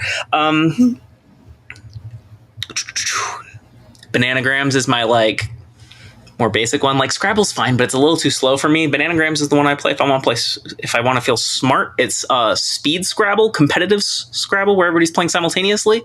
I find that super duper fun, and I love it when I have to blow up my board to fit a letter that I just got that I hate and rearrange everything, and that just, I don't know. It just scratches a certain part of my brain. Escape the Curse of the Temple. This is a co-op game where everybody's rolling dice simultaneously. Simultaneously, just like, it works for my ADHD, man.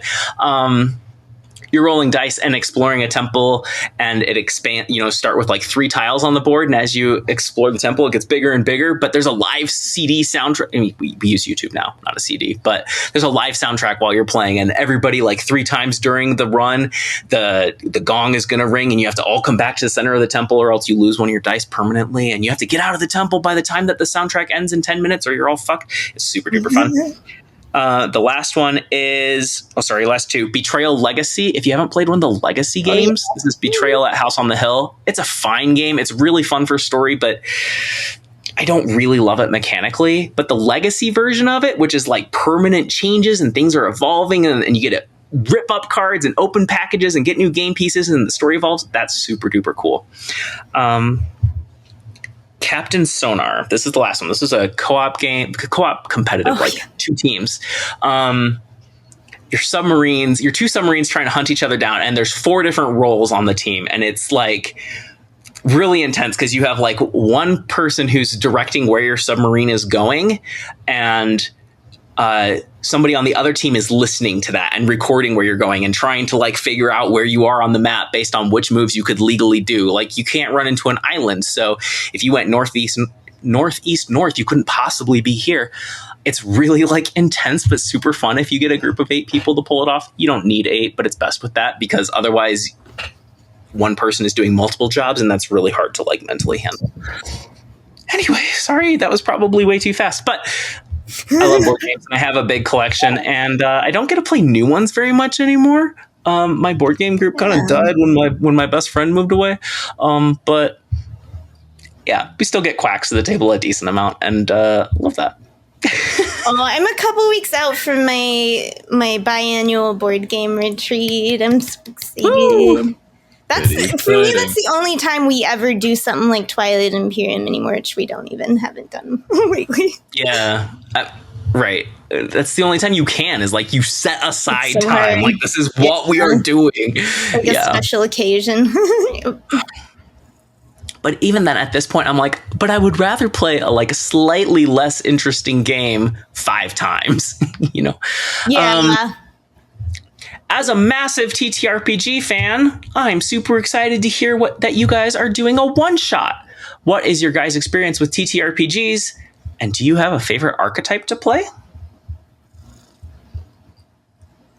I'll go first. Go first.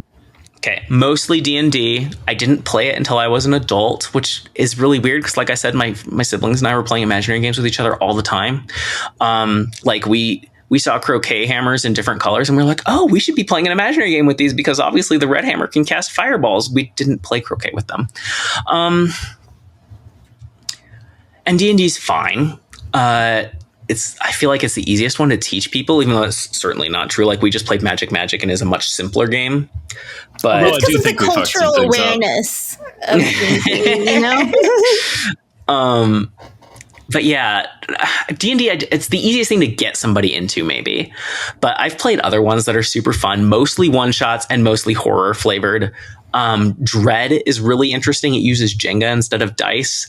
And, somebody dies if the Jenga tower knocks over, but you can intentionally knock over the tower to go out with a bang. Like, you succeed, but you die. And then there's another one, 10 candles, 11 candles, something like that, where you literally play in a dark room and there's candles and you burn cards as you play. And very interesting game and very, very grim, but like a cool way of storytelling. Favorite archetype to play is DM. I don't know if it's my favorite, but it's the one I have the most experience with. I care more about picking a character that's interesting. Appreciate. Probably like Misunderstood Monster is my favorite. I love goblins. Can't get enough of them. So my favorite that I've ever played was a one-shot where I played a magical girl goblin. Oh, I love Very it. fun. Okay. Is that everything, Lane? Okay. I'll go. I also started with D&D because, for a long time it was like the most accessible thing. And it was high school. It was like the classic, like Mountain Dew and Doritos, like getting together.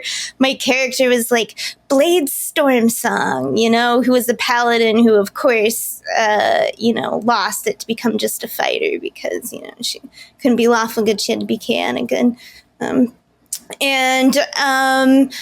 have also DM'd, although I do enjoy playing more. I like DMing too. It's fun to create things, and then it's like always your turn, and that's fun. But it's just so fun for me to get to like do so, because in video games you're like, well, I would choose neither of these. I would do this other thing, and you don't get to do that. You know what I mean? And here you get to, and it's like, oh, I want to play with that. I won't lie. A lot of times I do. I have ended up playing thieves, rogues of various types. Also love. I have that problem like with like Skyrim and stuff where I play. I want to try everything out. So I've done a lot of things, but I wanted to mention other TTR besides D&D. I got to play a little bit of it was D20 Modern. It was like branching off of D&D, but it was like set with a different like modern abilities or set in time or cyberpunk. It was meant to encompass all of that. And I bought those books. I really wanted to run a campaign in it sometime. It seems like, I don't know, it just seemed really fun. But I have in my basement, I have a whole stack of like, RPGs I haven't gotten to play. Currently, I'm in like a Pathfinder campaign. We've done Cthulhu before, a smattering of little other things. I have mostly just stuck to some Dungeons and Dragons, played a little Pathfinder for a bit. As far as which things I like to play, I do like to be able to do heals because you just want to make sure that if somebody else doesn't like doing heels, I mean, you never. It's me. Somebody's got to do the heels and be the grown up and stuff. And so I always make sure I can do some heals, but it is also fun to do a lot of damage. So like right now, in my current D&D thing, I play a Tempest cleric, and they have access to just some really stupid spells they shouldn't have access to by nature of their little subclass thing. So yeah, that's what I recommend if you want to heal, but also do big lightnings and stuff. Tempest cleric. That's what's up. They really amped up clerics for 5e. Like, nobody has fun healing. We need to make it so you can heal and do awesome shit. It seemed pretty silly as I was examining my options, because I always go pretty deep on examining my options when creating characters. I think if I was thinking about like video games, I would have been like, yeah, I'm the healer. I like playing support class. So that probably would have come up. I just haven't been like, most of the times when I'm the player in an RPG, it's a one shot. Like, I haven't done like a campaign. So You deserve a campaign. We should make that happen. Yeah. I always wonder, like, I am the person who is like, I will not fucking. I don't think in my MMO, like, I have characters of everything, and like every MMO I play, I try all the class and scry. The thing I will not do is heal, and I'm always asking myself, right, with like who I am today, shouldn't like I be interested in like through a lot of this based on I choose things based on like how I feel about the theme of the concept. Shouldn't I want to heal? And I'm like, how much of it is this bias I have from when I was young that everyone expected the girl to be the healer, and I was like, no, I don't want it.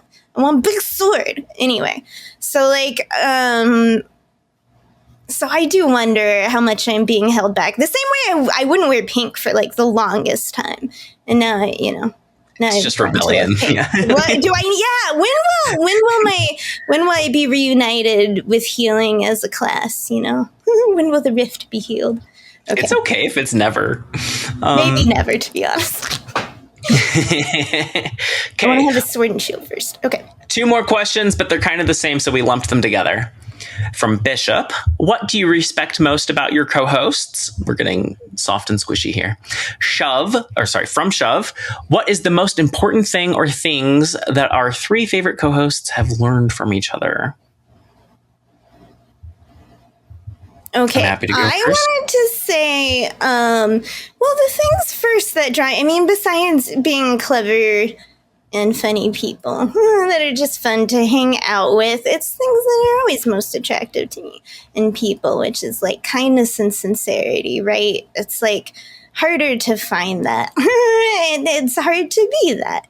And, and they're always so like, we're recording this a day later because I needed that. And, anytime one of us needs to do it, everyone's very like supportive. We never, and sometimes Lauren is like, oh, I can't like get this edit done, and me and Ben are like, oh my gosh, we're just glad we don't have to edit. You know what I mean? There's like no pressure. We're all very kind. It's like a lot of us, I think, grew up in this culture. I mean, we get criticized for being like, participation trophies and stuff. But there's this culture of like, there's only one that can be the best, and everyone else is like holding you back from that. And we all need to like be miserable. It's like boomer humor where they're like, I hate my wife, but everyone has to be married. And it's like, but didn't you just talk about how did you get into that situation? Your wife, I would, and it's like you suffer and you suffer, and it's like I feel like the ability to to grow up and mature and it's really like shit's hard. It's just like how we just all be, as Lauren said earlier, just a little bit kinder to each other. And my co-hosts are as kind as they are intelligent and funny and good looking.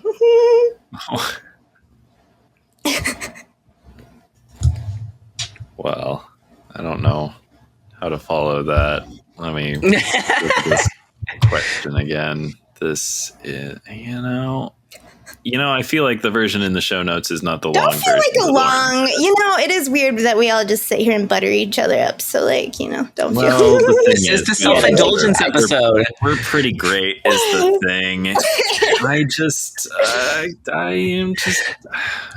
I'm so just monumentally fond of you both. You're both inspirations across the nations.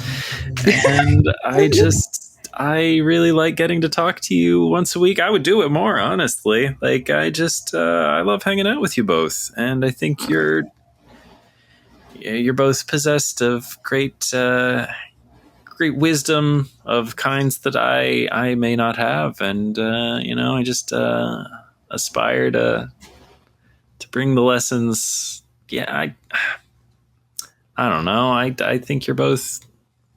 Oh, I should get specific. Oh, Don't feel obligated. I don't know. You're both.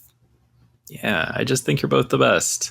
I honestly, like, if I start like saying positive qualities about one of you, I'm like, well, geez, that also applies to the other one, and I'm like, it's tough, but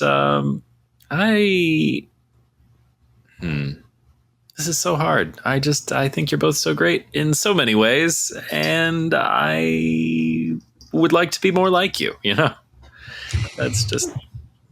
Sorry for being overly general. There's this kitty in my lap distracting me. You're doing great. I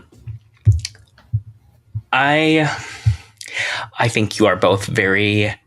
I admire your vulnerability and your intelligence and expertise. And yeah, like, I think it's very easy for me to say you both are excellent in these ways. So please don't take it this way. When I say Ria's X, I don't mean that Ben isn't.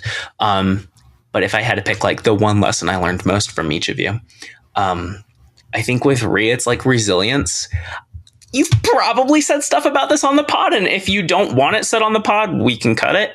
But like, you've talked about how like streaming and then later this podcast were things that helped you with anxiety and speaking and that. Oh, and I admire that you deal with that, even though it's like intense and hard, that you deal with that every week, and you do a great job. It's an inspiration for real. Facing it over and over again. It's really gratifying to have people that are just like that, because a lot of times people are just like, why aren't you different, or why isn't it like not hard for other people? So that's what I'm saying. When you get a space where you just feel like it's okay that you are who you are, especially when you came from a background where it's like you were never okay, for who you are, it's like those are your people, Absolutely. And then from Ben, it's like... It's kind of confidence. That doesn't feel like the right word, but the way that you'll just belt out impressions or songs and you're totally fine with that. Like, I find that so admirable. And obviously, like, maybe not obvious, because this is not the case for everybody, but I have a relationship with my voice as a trans person. But just like, I love doing funny voices and singing and all that, but they're not things that I do in public very often. I do a voice on our RPG, so listen to that if you want. It's not a very good impression, but it's an impression. It's an accent. I like it. And then both of you, I find you both very witty in a way that I'm not. Like, I know I can be witty and funny, but you are both very quick and very referential in a way that is a struggle for me to do either of those things. So yeah, I think you're both great. And I like that we get along, and I like that we have different strengths, because that makes the podcast stronger overall. Right. And we've all like played different cards because of each other, looking at the game different ways. I've really enjoyed decks from both of you that have gotten me outside of my comfort zone and taught me stuff from card perspective. So it's been an honor and a pleasure. I think we could all, like, it's like, since we are all equal, it is an equal, oh, captain, my captain among us. Yeah, we're all co-captains on this ship. It works great. Anyway, here's to 52 more. Okay.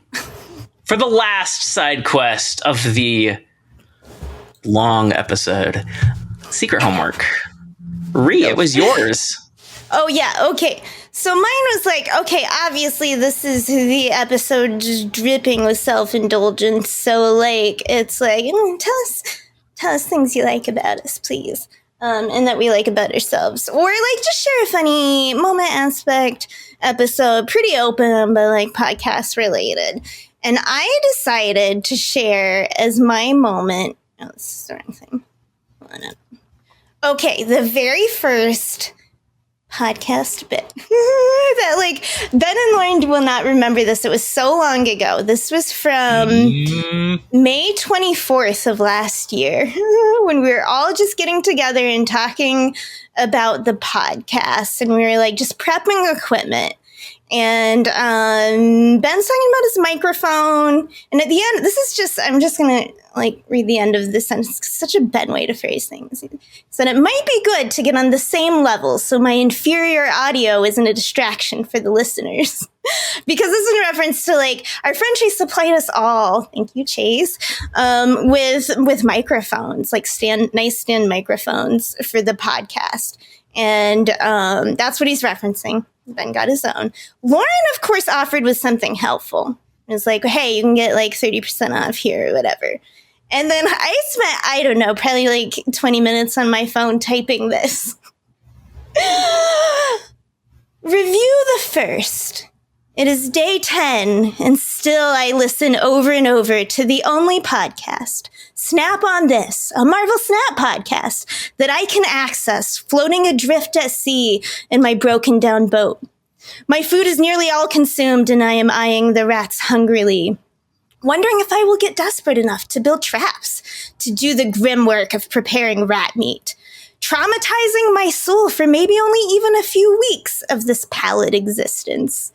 I listened to my last and best 3 friends, not sure if I'm imagining them entirely, or they truly are broadcasting their opinions right now about the end of the leech meta and the viability of Blink.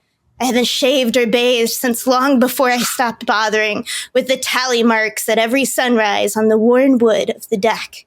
As I stand beleaguered, a hand to my brow, searching desperately for any glimpse of land or humanity, I see only the blue haze of the sky and sea blurring together. It is at this exact moment, perhaps one of my last, that I think, if only Ben's inferior audio wasn't a distraction for the listeners.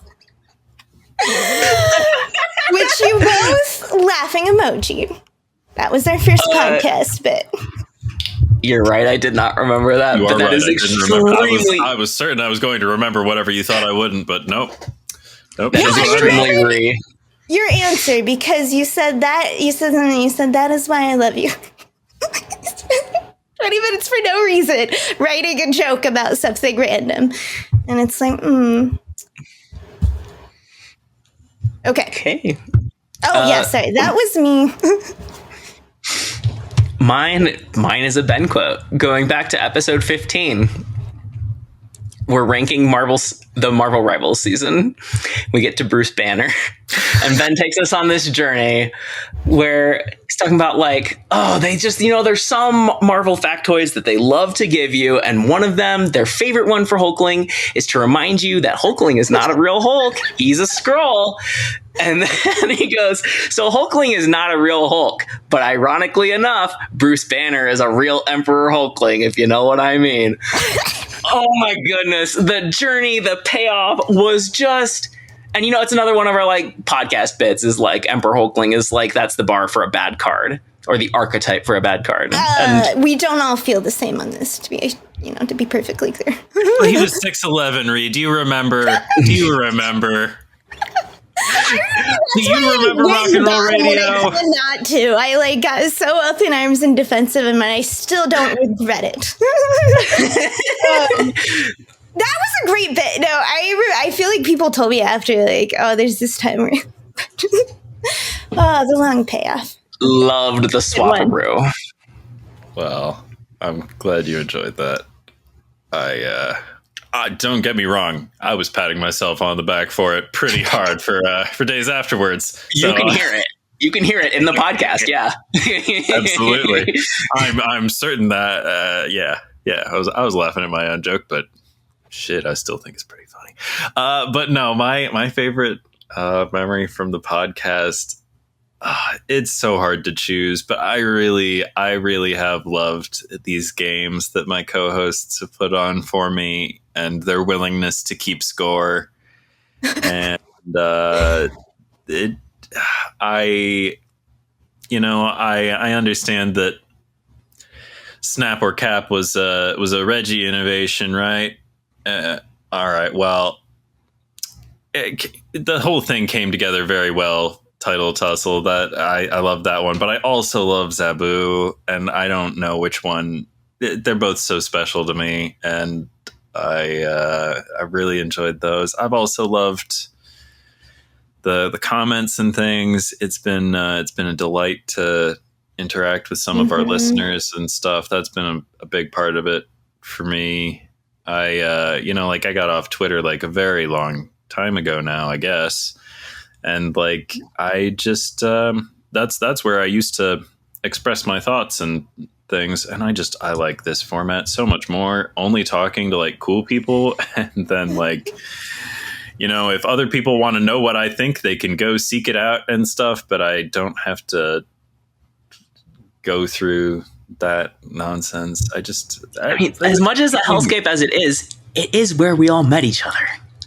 Yeah. So it's got an important part to the history here. It's true. For sure. That's true. We did all meet on Marvel Snap Twitter in a different time. There have been so many good moments. It's hard to pick, but yeah, I think the games, and I love putting on games for you all too, but they're not my favorite part. I most enjoy going on the guided tour of whatever you have come up with. That's what I think.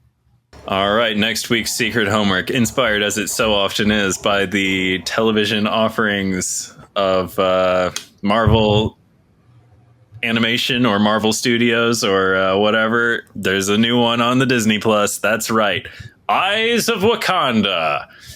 And I think we should all watch the first episode and talk about it. And for extra credit, you have to not watch the second. No, you can watch it. If I like it, I probably won't be able to stop myself. If you for extra credit, you can watch the second one, but you feel no pressure. Okay, but then that will make the discussion hard. Because then, what if you want to talk about second episode stuff? Oh yeah, some of us have only seen first episode stuff because I can't commit to watching more. Okay, well then maybe there is no extra credit. Maybe the extra credit is decide if you want to watch the second episode and see if everyone else feels the same. Oh, you have to. Oh yeah, I'll try. I've been meaning to. It's hard for me to pay attention. That's the extra credit. For extra credit, watch K-pop Demon Hunters, especially if you're Raye, but also if you're me, because I only saw it the one time and I want to see it again. I was pretty proud of myself when when I heard the voice of Guima or whatever. I'm probably not pronouncing it correctly. I heard his voice somewhere else, and I was like, that's Guima from K-pop Demon Hunters. And do you know where I heard it? I heard it in Squid Game. I only noticed it because he was speaking English, which he was not usually doing in the rest of Squid Game. But the front man is the voice of Guima. Interesting. I had no idea. Is Grima the first name of Wormtongue? When you said that, I was instantly. Yes, I think you're right. Yeah. Okay, sorry. Okay, I have already seen it like 6 times, 3 of which were while I was delirious. But they're doing a short run in theaters, like 2 days, and I have tickets. I'm so excited. That's next week. Anyway, I can't get enough of this movie, which is weird. I am normally not a rewatcher. Anyway, well, a repeat watcher. I watch Raye all the time. If you liked what you heard, if you're still listening, you're amazing. I don't don't know if you're the reason we do this. You're a lot of the reason we do this. Oh, but like definitely. you heard, we like hanging out with each other too. It certainly helps. But like, yes, we care about all of you, even the ones of you who don't comment and don't hang out in the speakeasy. And all, like that's fine. Like we get it. We've all been lurkers in some places before. But it's super fun interacting with you guys too. And I love like seeing the secret homework that you come up with. So yeah, anyway, if you liked what you heard, like, comment, subscribe, leave a review, etc. All the things. If you want to come hang out in the Speakeasy, which is our little corner of Discord, actually our little corner of the Snap Judgments League Discord, there's instructions to do that in the show notes or video description. Yeah, we're proudly part of the Snap Judgments Network. That's why we're glommed onto their Discord, where you can listen to other great shows like The Infonaut, hosted by Kier Nimbus, who submitted a couple great questions for us. Comes out on Saturdays, and it is the preeminent Snap podcast if you want it in it's shorter than 3-hour episodes. Yes. Shorter than 1-hour episodes. Infonaut does... Kier Nimbus does a great job with the Infonaut, and you should check it out. It's a great way to get your Snap news and opinions, etc. Yeah. I don't know what to say. I'm so tired. And I still am editing all this. Oh, Lord. Tune in next time. It will be less self-indulgent. We promise. Yeah, sorry for your self-indulgence. Mm-hmm. Yeah, I'm good for a year. Same Snap time, same Snap channel. Yay, we did it. It's so long. It's been a million hours episode. Okay, so I've been itching to ask since the beginning, but it was so inappropriate to talk about. Did you guys play the original Fable? Yes. Remember how you could a little bit of it. And my big takeaway is that everyone looked like Murlocs. Okay, I mostly played Fable too. People out to like the demon door, and you would have to sacrifice them. That's what I was thinking about earlier. If you were going like an evil route, then you would lure people out to open the demon door. That was such a fun game. You could also like have like a wife or husband like literally every town. Yeah. You would just get gifts from them. Okay. Also, okay, sorry. For our outro, though, I thought last week Ben was maybe going to tell us, and I would love if Lauren would too, like, tease our magic episode. Did you want to talk about your characters? Oh. Ben, you were going to last time. I mean, yeah, my character... I introduced Professor Presto as the magical academic, but like the credentials are not really all that strong. Nothing that Professor Presto has ever written was peer reviewed or anything. It's just a thing I came up with on the fly. I can't say there's a whole lot of coherence to the character. I really did just like let it go. We created the characters on the episode right before we played. So like, I can't emphasize enough. Like we rolled dice to determine what our characters were. And I just like things to make more sense than I did. You did what? I don't know. Ben, what'd you say? Oh, I said, I like it when things make more sense than they did. I don't know. Well, it's very much like an improv thing, right? Like, I mean, in D&D or tabletop RPG kind of always is, but like this, like one shot where you're rolling your character on the spot, like even more so. So I rolled an oracle. Also, I don't think we did the flashbacks right, like at all. I didn't even do a single flashback. I gambled with a chance to explode. I rolled divination as my type of magic, close-up divination, and then I rolled a clown suit, and that just defined my character. So I play Bonk Bonk the Oracle. That's my character who I created. Breakout star of the episode, perhaps. I don't think I need to say anything else about this character. That's all you need to know. I loved the challenge of like creating it on the fly because I rolled like it was like I'm a close-up magician was my like magician ability. I do close-up tricks, but my magic ability was explosions. Such a good combo. I love it. Close-up explosions. I did come up with my name ahead of time because, I like to put some consonants in a name sometimes. And it's Deloxia Devane. And I had a blast. I love the flashback thing was my favorite mechanic because it's like, they're like at any time you can just go back and say you did a thing for prep. It's like if you've ever seen, I just blinked on the name of the movie, but like, it's like I threw that shit before I came in the room, It's very much that energy with the flashback, but you get to decide it on the fly. So constantly I was just like, how can I imprint my way out of this situation by something I've already done? Glorious. Yeah, I think the flashback, it's a super cool mechanic, but like, it makes extra sense in the context of a heist.